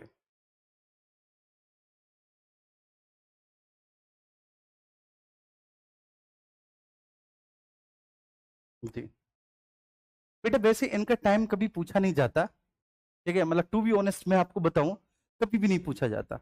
लेकिन फिर भी मैं बता दूं आपको, बिम्बिसार ने 554 ईसा पूर्व से 492 ईसा पूर्व तक शासन किया था। 554 से 492 ईसा पूर्व,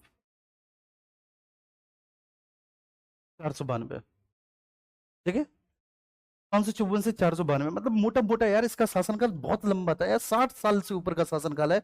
बताओ बेटा बहराएगा नहीं? जिसने 60 साल से ऊपर का शासन किया हो, कोई भी बेटा बहरा जाएगा कि तुम हटो पापा यार, तुम बुढ़ाऊ हो गए, हट ही नहीं रहे हो, तुम छोड़ ही नहीं रहे हो यार, है हद हो गई। ठीक है, तो मैत्रीपूर्ण संबंधों के क्रम में गांधार का शासक पुष्कर सारिन, ठीक है, और अवंती का शासक प्रद्युत, दोनों के बीच में मित्रता कराई। प्रद्युत जब पांडु रोग से पीड़ित था तो अपने राज्यवत जीवक को उसके दरबार में भेजा, और पुष्कर सारिन द्वारा भेजे गए दूत मंडल का उसने स्वागत किया। पुष्कर सारिन द्वारा भेजे गए दूत मंडल का उसने, ठीक है, क्या किया? स्वागत किया। ठीक है, तो 4 विवाह उसने किए। सबसे पहले कौशल, कौशल 4 विवाह किए। तो कौशल के राजा थे प्रसेनजित, प्रसेनजित, प्रसेनजित की बहन थी महाकौशला देवी,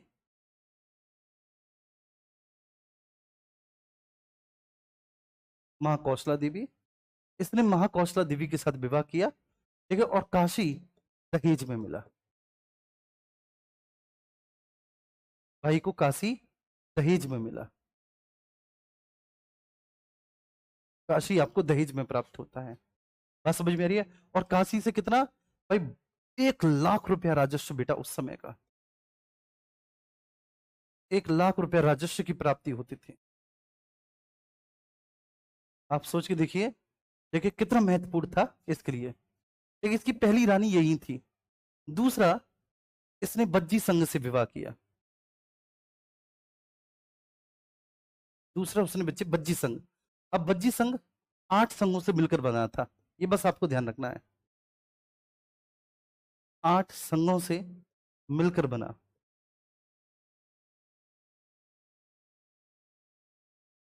बज्जी संघ 8 संघों से मिलकर बना, ठीक है। अब ये जो बज्जी संघ 8 संघों से मिलकर बना है, इन 8 संघ में देखिए एक है विदेह, तो इसने विदेह की राजकुमारी वासवती से विवाह किया है ना भैया? एक तो इसने, मैंने बोला था ना कि विदेह की राजकुमारी वासवती के साथ विवाह किया है, वासवती। और दूसरा इसने देखिए वैशाली की राजकुमारी चिलना के साथ,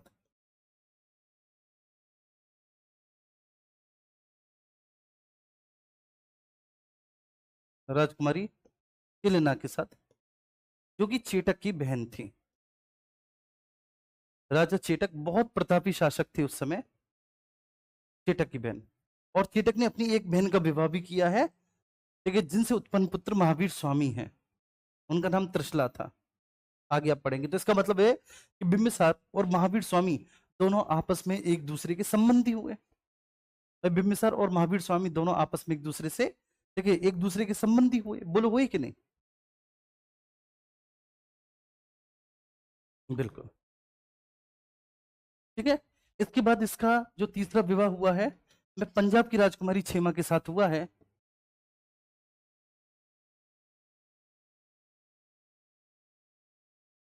पंजाब की राजकुमारी क्षेमा, क्षेमा। और ये जो पंजाब की राजकुमारी क्षेमा है, ये इसकी प्रधान रानी थी। क्षेमा इसकी प्रधान रानी थी। पंजाब की जो राजकुमारी है क्षेमा, क्षेमा प्रधान रानी थी।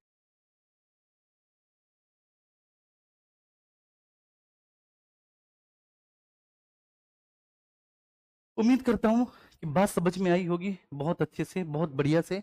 मुझे नहीं लगता कि यहाँ तक, तो भैया साम्राज्य का विस्तार ये सब किया। चलो, बस इतना ध्यान रखना है कि धार्मिक दृष्टि से बहुत उदार शासक था ये, ठीक है, धार्मिक उदार शासक था कुल मिलाकर,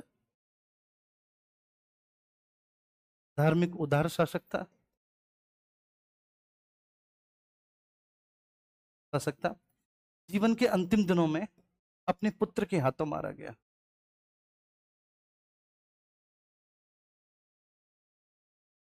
अंतिम दिनों में अपने पुत्र के हाथों मारा गया।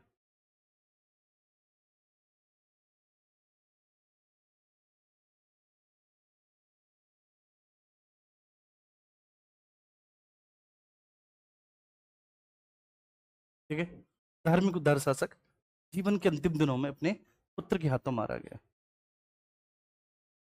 आइए आगे बढ़ते हैं, और आगे बढ़ने के क्रम में अब हम समझते हैं अजातशत्रु को। 492 से 460 ईसा पूर्व, ये अजातशत्रु का समय है। अजातशत्रु 492 से 460 ईसा पूर्व, अजातशत्रु। ठीक है, 492 से 460 ईसा पूर्व अजातशत्रु योग्य एवं महत्वाकांक्षी बेटा है। ठीक है, शासक है बच्चे। अजातशत्रु को बौद्ध ग्रंथ पितृहंता मानते हैं, ठीक है, लेकिन जैन ग्रंथ नहीं कहते। ठीक है, जैन ग्रंथ पितृवत हंता नहीं मानते, जबकि जैन ग्रंथ उसको एक धर्मावचारी शासक, वो तो बड़ा, ठीक है, धर्म का पालन करने वाला व्यक्ति था। वहीं अगर हम इसके उपनामों के बारे में बात करें, देखिए अजातशत्रु की, तो अजातशत्रु के उपनाम जैन ग्रंथों में कुड़िक, बिंबिसार को श्रोणिक, इसको कुड़िक कहा गया है जैन ग्रंथों में। बौद्ध ग्रंथों में अजातशत्रु को देवानामपीय कहा गया है, देवानामपीय। ठीक है, और इसके अलावा इसको अशोक चंड के नाम से, अशोक चंद के नाम से भी ठीक जाना जाता है। ठीक है, इसके समय तक मैंने आपको बताया था कि काशी, ठीक है, शामिल हो चुका है, कौशल भी शामिल हो चुका है। ठीक है, इसके समय तक बच्चे, तो काशी और कौशल शामिल हो चुका है, और वैशाली को इसने जीत लिया है।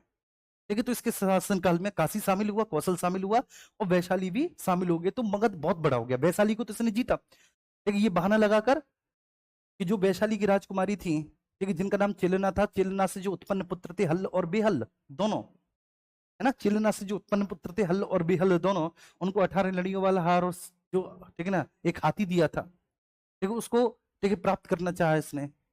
और इसी बहाने अपनी पत्नी के कहने पर, मतलब कहानी गढ़ ली गई, बस ये वैशाली को जीतना चाहता था, क्योंकि बेटा वैशाली, ठीक है, बहुत बड़ा। ठीक है, दूसरा, ठीक है, जब प्रसेनजित ने मना कर दिया कि मैं काशी अब, ठीक है, तुझे नहीं दूंगा, तूने मेरे जीजा की हत्या की है, और काशी में वापस लेता हूं, तो इसने कौशल के साथ संघर्ष कर दिया। हालांकि संघर्ष में ना कोई हारा ना कोई जीता, लेकिन एक्चुअली इसे, इसकी योग्यता से, इसकी वीरता से बड़ा प्रसन्न हुआ, ये जो प्रसेनजित है। और प्रसेनजित ने काशी को वापस लौटा दिया, और अपनी पुत्री का विवाह भी इसके साथ कर दिया था। इसकी पुत्री का नाम था वजीरा, प्रसेनजित की जो बेटी थी वजीरा। देखिए, अपनी पुत्री का विवाह भी कर दिया, वजीरा का विवाह। लेकिन वृद्धक, जो कि प्रसेनजित का बेटा था, जब राप्ती नदी में बाढ़ आने के कारण उसकी मृत्यु हो गई, ठीक है, तो फिर ये, इसने जो है ना काशी, और मतलब काशी तो पहले ही मिल चुका था, फिर इसने कौशल को भी, ठीक है, अपने यहाँ मिला लिया। और अंग पहले से ही बिंबिसार के द्वारा जीता गया, तो इसी को मगध का उत्कर्ष कहते हैं। अपने पिता की भांति एक धार्मिक सहिष्णु शासक है मेरे प्यारे बच्चे। और उस समय इसके दरबार में महावीर स्वामी भी आते थे, महात्मा बुद्ध भी आते थे, और एक आजीवक संप्रदाय है, आजीवक संप्रदाय के संस्थापक है मखली गोसाल, मखली गोसाल भी इसके राज दरबार में आते थे। क्लियर है? चलो, तो मैं लिख देता हूं ये बात बच्चे, कि योग्य एवं महत्वाकांक्षी शासक था।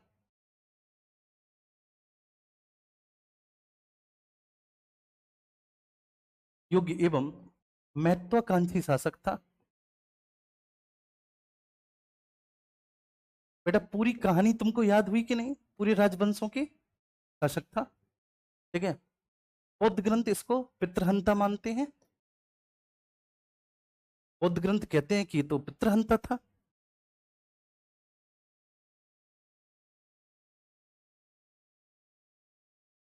पितृहंता मानते हैं। जैन ग्रंथ इसको एक धर्माचारी शासक कहते हैं, कि भाई ये तो बहुत अच्छा व्यक्ति था, धर्माचारी शासक कहते हैं। ठीक है, इसके उपनामों के बारे में अगर हम बात करें, ठीक है, तो इसको कुड़िक कहा गया है। ठीक है, और इसको कुड़िक कहां पर कहा गया है? बताओ मुझे फटाफट से, किसको कुड़िक कहां कहा गया है, कहां पर बोला गया है इसको कुड़िक? जैन ग्रंथों में, जैन ग्रंथों में कुड़िक बोला गया है। देखिए इसको देवानाम्पीय बौद्ध ग्रंथों में देवताओं का प्रिय, बौद्ध ग्रंथों में, और इसको अशोक चंद भी कहा गया है, इसको अशोक चंद भी कहा गया, अशोक चंद भी कहा गया है। ठीक है, इसका शासनकाल मैंने लिख दिया। हालांकि बेटा इनके शासनकाल कभी पूछे नहीं जाएंगे, लेकिन आप लोगों ने जिद की तो चलो ठीक है, मैंने लिख दिया। ठीक है, बौद्ध ग्रंथ इसको पितृहंता मानते हैं, बोलते हैं कि कारावास में इसने अपने पिता को कैद करके और जो भीषण यातनाएं दी उससे इसका बाप मर गया।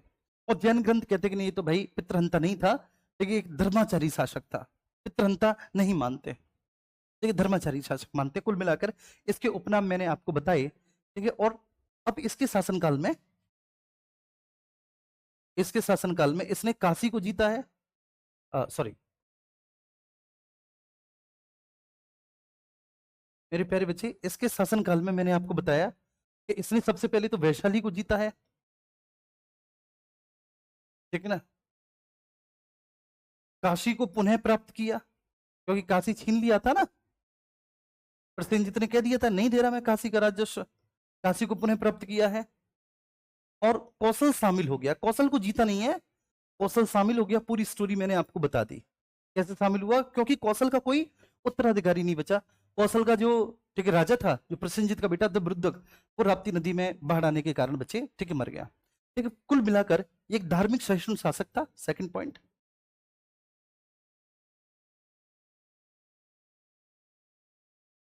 धार्मिक सहिष्णु शासक था।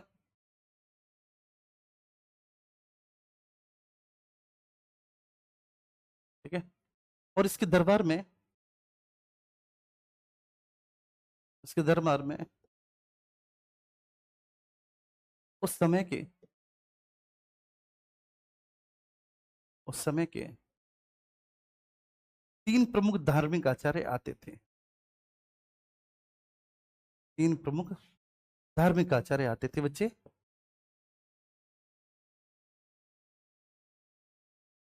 आचार्य आते थे, कौन कौन से? बौद्ध धर्म के संस्थापक महात्मा बुद्ध साहब,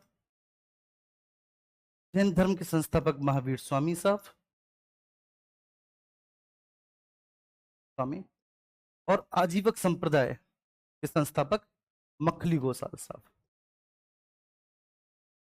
अब एक बताओ, ये पूरी स्टोरी समझा दी, अगर यहाँ पर पीडीएफ होती और मैं पीडीएफ से केवल आपको ये बता देता, देखिए ये सारी चीजें आप पीडीएफ से लिख लेते, तो ये समय बचता हमारा, ठीक है, मस्त भाई समय बचता। और इस समय में एक हम एक अगला चैप्टर स्टार्ट भी कर देते हैं। तो ये हमें समझने की जरूरत है, कोई बात नहीं, लेकिन धीरे धीरे आपकी आदत बन जाएगी। ठीक है, इसके बाद देखिए इसके समय में प्रथम बौद्ध महासंगीति हुई, मैंने बताया था इसके समय में प्रथम बौद्ध महासंगीति हुई, संगीति हुई कहां पर हुई? राजगृह में, जो कि इसकी राजधानी थी, राजगृह की सप्तपर्णी गुफा में। कब हुई थी? 483 ईसा पूर्व में। और उसका अध्यक्ष कौन था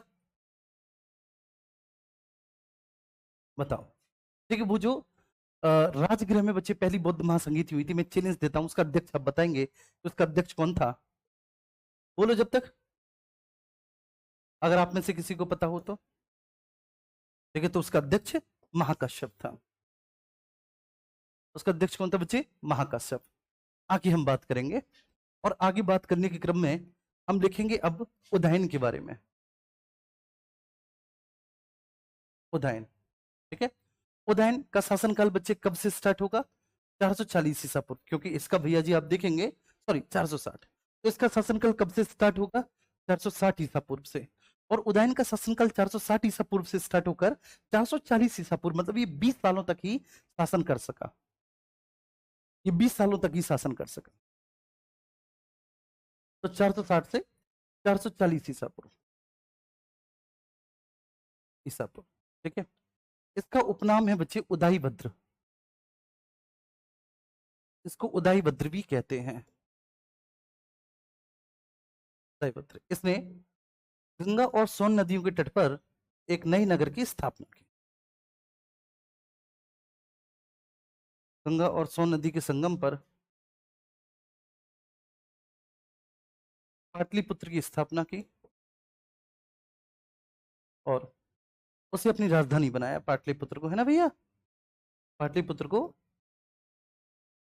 राजधानी बनाया।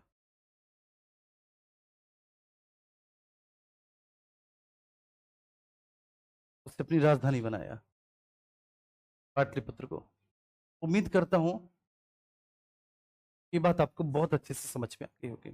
गंगा और सोन नदी के संगम पर पाटलिपुत्र की स्थापना करके पाटलिपुत्र को ठीक अपनी राजधानी बना दिया था इसने। इसको उदयपुत्र भी कहा जाता था, ये सब मैंने बात किया। लेकिन ना इसने अवंती के साथ युद्ध किया था, ठीक है, जो कि अनिर्णायक सिद्ध हुआ। इसने फिर अवंती को किसने जीता है? शिशुनाग ने अवंती के साथ युद्ध किया, जो कि निर्णायक, जो कि अनिर्णायक, जो कि अनिर्णायक, जो कि अनिर्णायक सिद्ध हुआ। अवंती के साथ युद्ध किया जो कि अनिर्णायक सिद्ध हुआ। ठीक है, इसने अवंती के साथ युद्ध किया बेटा, अवंती के साथ होने वाला ये जो युद्ध था ये अनिर्णायक सिद्ध हुआ।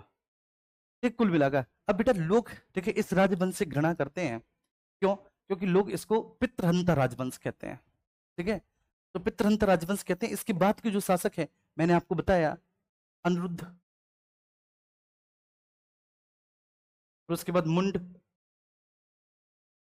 और फिर उसके बाद नागदशक। नागदशक, अब नागदशक अयोग्य शासक है, अयोग्य शासक है नागवंश, अयोग्य एवं अदूरदर्शी शासक है।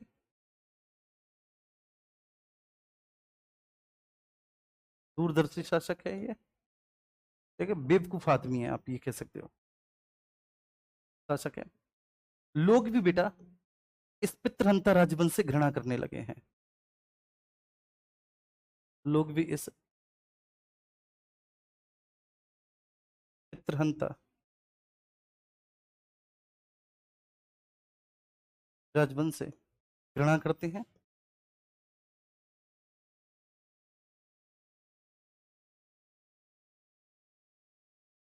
घृणा करते हैं लोग जो हैं, देखिए इस पितृहंता राजवंश से लोग घृणा करते हैं।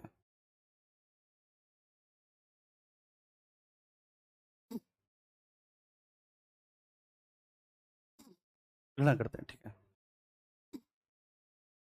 इसको गद्दी से हटाकर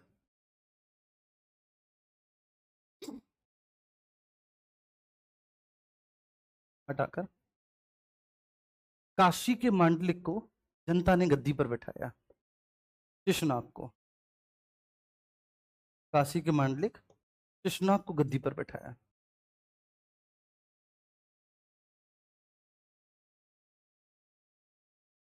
शिशुनाग को गद्दी पर बैठाया बेटा।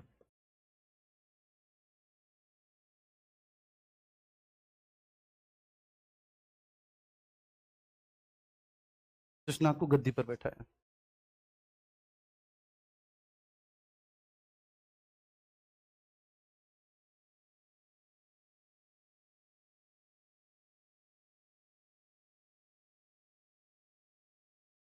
ठीक है, ध्यान रखना। तो काशी के मांडलिक शिशुनाग को इसने गद्दी पर बैठाया। ठीक, किसने? जनता ने। ठीक है, जनता बेटा दुखी आ चुकी थी, जनता ने कहा हटाओ इनको। ठीक है, चलिए अब इसके बाद फिर हम आगे चलेंगे शिशुनाग वंश। ठीक है,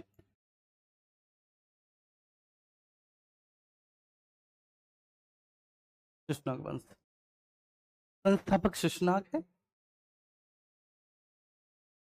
इस राजवंश का संस्थापक बेटा कौन है? खुद शिशुनाग है। और शिशुनाग के नाम पर ही इस राजवंश का नाम क्या पड़ा है? देखिए शिशुनाग वंश पड़ा है। ठीक है ना। इसका शासनकाल 412 से 394 ईसा पूर्व है। इसका 492 से 394 ईसा पूर्व तक इसने शासन किया, शिशुनाग ने। ठीक है, चलो ठीक है। ठीक है, अब लेकिन शिशुनाग के बारे में क्या है बच्चे, कि शासक बनते ही इसने राजधानी परिवर्तन किया, वैशाली। इसने राजधानी परिवर्तन किया और राजधानी क्या बनाई भैया, राजधानी बनाई इसने वैशाली। वैशाली को इसने अपनी राजधानी बना दिया, शासक बनती ही राजधानी परिवर्तन, वैशाली को राजधानी बनाया। ठीक है, अवंती को जीत लिया और अवंती को जीतने के बाद मगध में मिला लिया। ठीक है, इसने दूसरा अवंती विजय। ठीक है, इसके शासनकाल की सबसे प्रमुख घटना यही है, अवंती विजय, और अवंती को जीतकर इसको मगध में मिला लिया,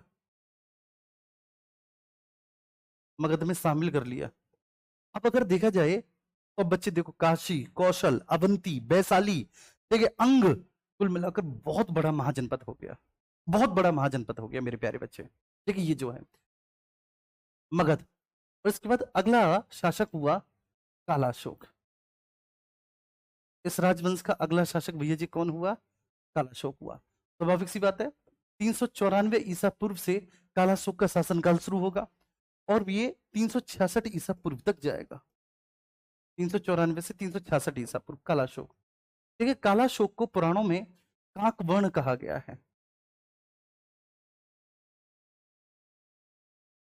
पुराणों में काकवर्ण, एक काला होगा, एक काला है वर्ण जिसका, मतलब काला है रंग जिसका, तो इसलिए इसको काकवर्ण कहा गया। ठीक है, चलो। लेकिन इसके शासनकाल की सबसे प्रमुख घटना क्या है, इसके शासनकाल की सबसे प्रमुख घटना है कि भाई इसी के समय में वैशाली में द्वितीय बौद्ध संगीति का आयोजन हुआ। ठीक है, इसी के समय वैशाली में द्वितीय बौद्ध संगीति का आयोजन हुआ। वैशाली में द्वितीय बौद्ध संगीति का आयोजन हुआ।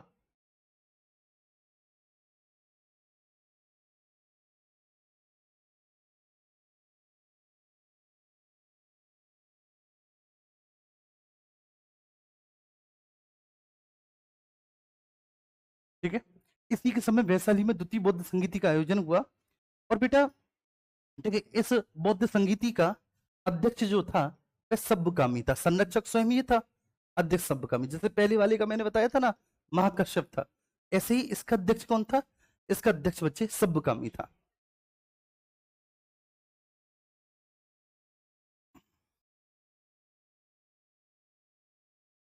ठीक है, इसने पुनः राजधानी परिवर्तन करके पाटलिपुत्र को बनाया वैशाली से। इसने पुनः राजधानी परिवर्तन करके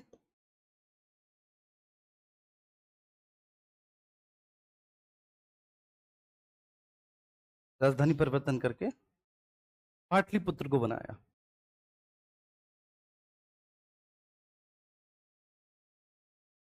पाटलिपुत्र को बनाया,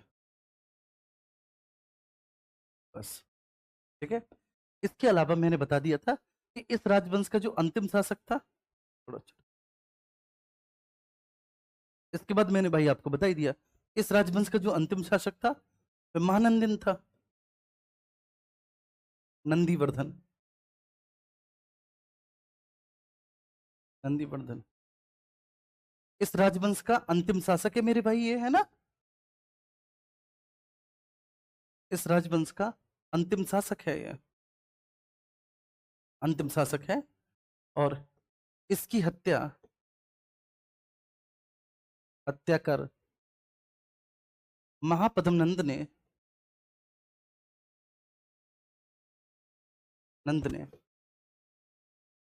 नंद वंश की स्थापना की, नंद वंश की स्थापना की।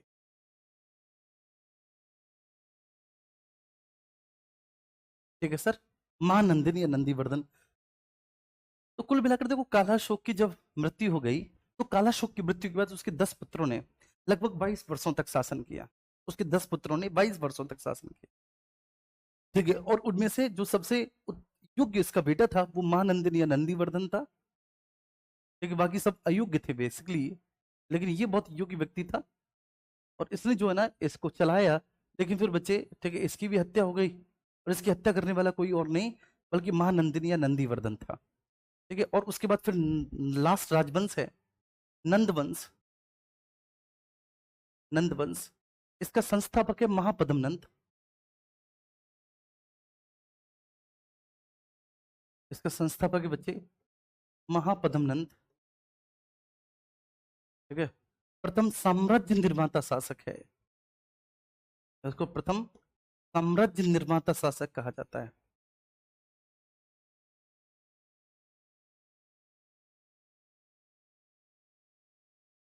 ठीक है, प्रथम साम्राज्य निर्माता शासक कहा जाता है इसको, प्रथम साम्राज्य निर्माता शासक। उग्रसेन भयानक सेना का स्वामी,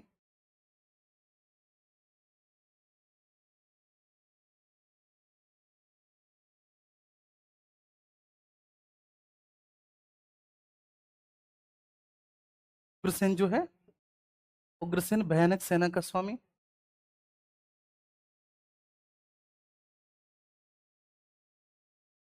ठीक है, इसको द्वितीय परशुराम, इसने अपने आप को द्वितीय परशुराम।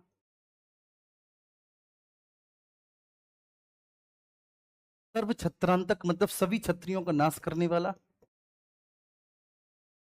और एक राठ, एक छत्र शासन करने वाला, ये इसकी उपाधियां थी। ठीक है ना, एक राठ मीन्स सभी दिशाओं में विजयी, एक छत्र शासन करने वाला, सभी दिशाओं में विजयी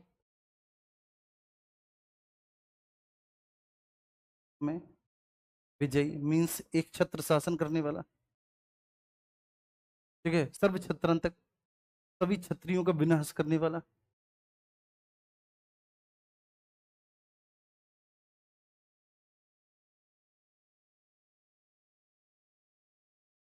विनाश करने वाला,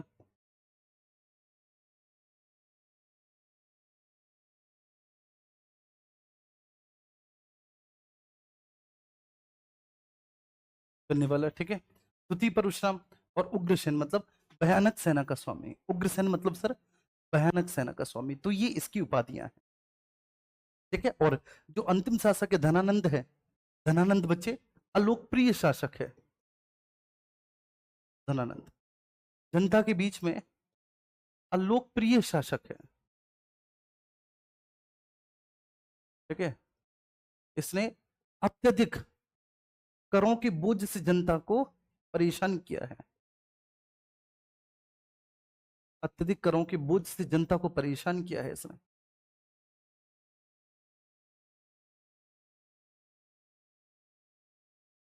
जनता बेचारी परेशान हो गई, त्राही त्राही मचा रही है,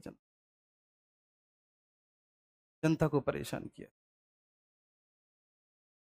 एक अलोकप्रिय शासक है, अत्यधिक करों की बोझ से इसने जनता को परेशान किया है। ठीक है ना, और कुल मिलाकर फिर आपको बताया कि चंद्रगुप्त मौर्य ने इनकी लुटिया डुबो दी। तो ये था, ठीक है, आज का लेक्चर बाकी का बहुत शानदार रहा। ठीक है, और हमारी पूरी कोशिश रही कि क्लास में हमने तो देखो, ठीक है, इस पूरे मगध के उत्कर्ष को तो केवल इस चार्ट के माध्यम से ही समझा दिया था। फिर उसके बाद तो लिखना महज एक फॉर्मेलिटी थी, लिखवा भी मैंने दिया जिससे कि आपको ये चीजें समझ में आए। राजधानी परिवर्तन का कारण क्या होता था? क्योंकि बेटा हर एक शासक को लगता था कि अगर इस नगर को राजधानी बना दिया जाए तो ये आर्थिक, सामरिक, सांस्कृतिक, धार्मिक, राजनीतिक दृष्टि से उपयुक्त रहेगा। सबका अपना अपना विजन होता था, तो इसलिए राजधानी परिवर्तन आमतौर पे होता था। हाँ, पॉलिटिकल क्लास की टाइम, पॉलिटिकल साइंस की क्लास का टाइम हो गया। बिल्कुल बिल्कुल बिल्कुल हो गया मेरी बहन। चल, अच्छी लगी क्लास? देखिए सारी चीजें अच्छे से समझ में आई? प्लीज एक बार बताइएगा। देखिए अगर एक बार रिवीजन, मुझे ऐसा लगेगा कि शायद ऐसा लग रहा है कि एक बार और रिवीजन करने की तुम्हें आवश्यकता नहीं पड़ेगी। ठीक है ना, आपको ये एक ही बार में याद हो गया होगा।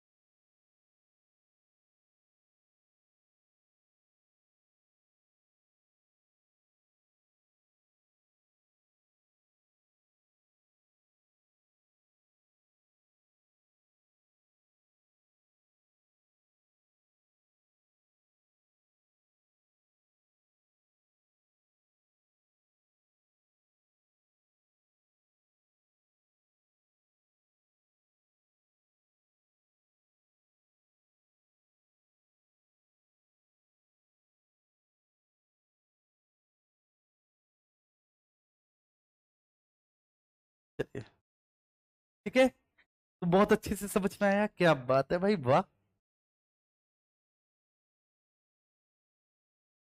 चलो आपकी क्लास की पीडीएफ भेज दूं मैं, ठीक है।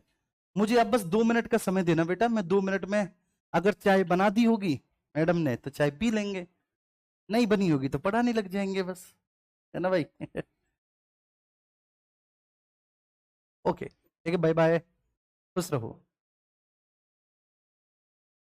हाँ, अजाश्री के शासनकाल में, जब मैं बौद्ध संगीतियां पढ़ाऊंगा ना, तो बौद्ध संगीति में, प्रथम बौद्ध संगीति में ही त्रिपिटक लिख गए थे, सुत्त पिटक, धम्म पिटक और विनय पिटक, ठीक है।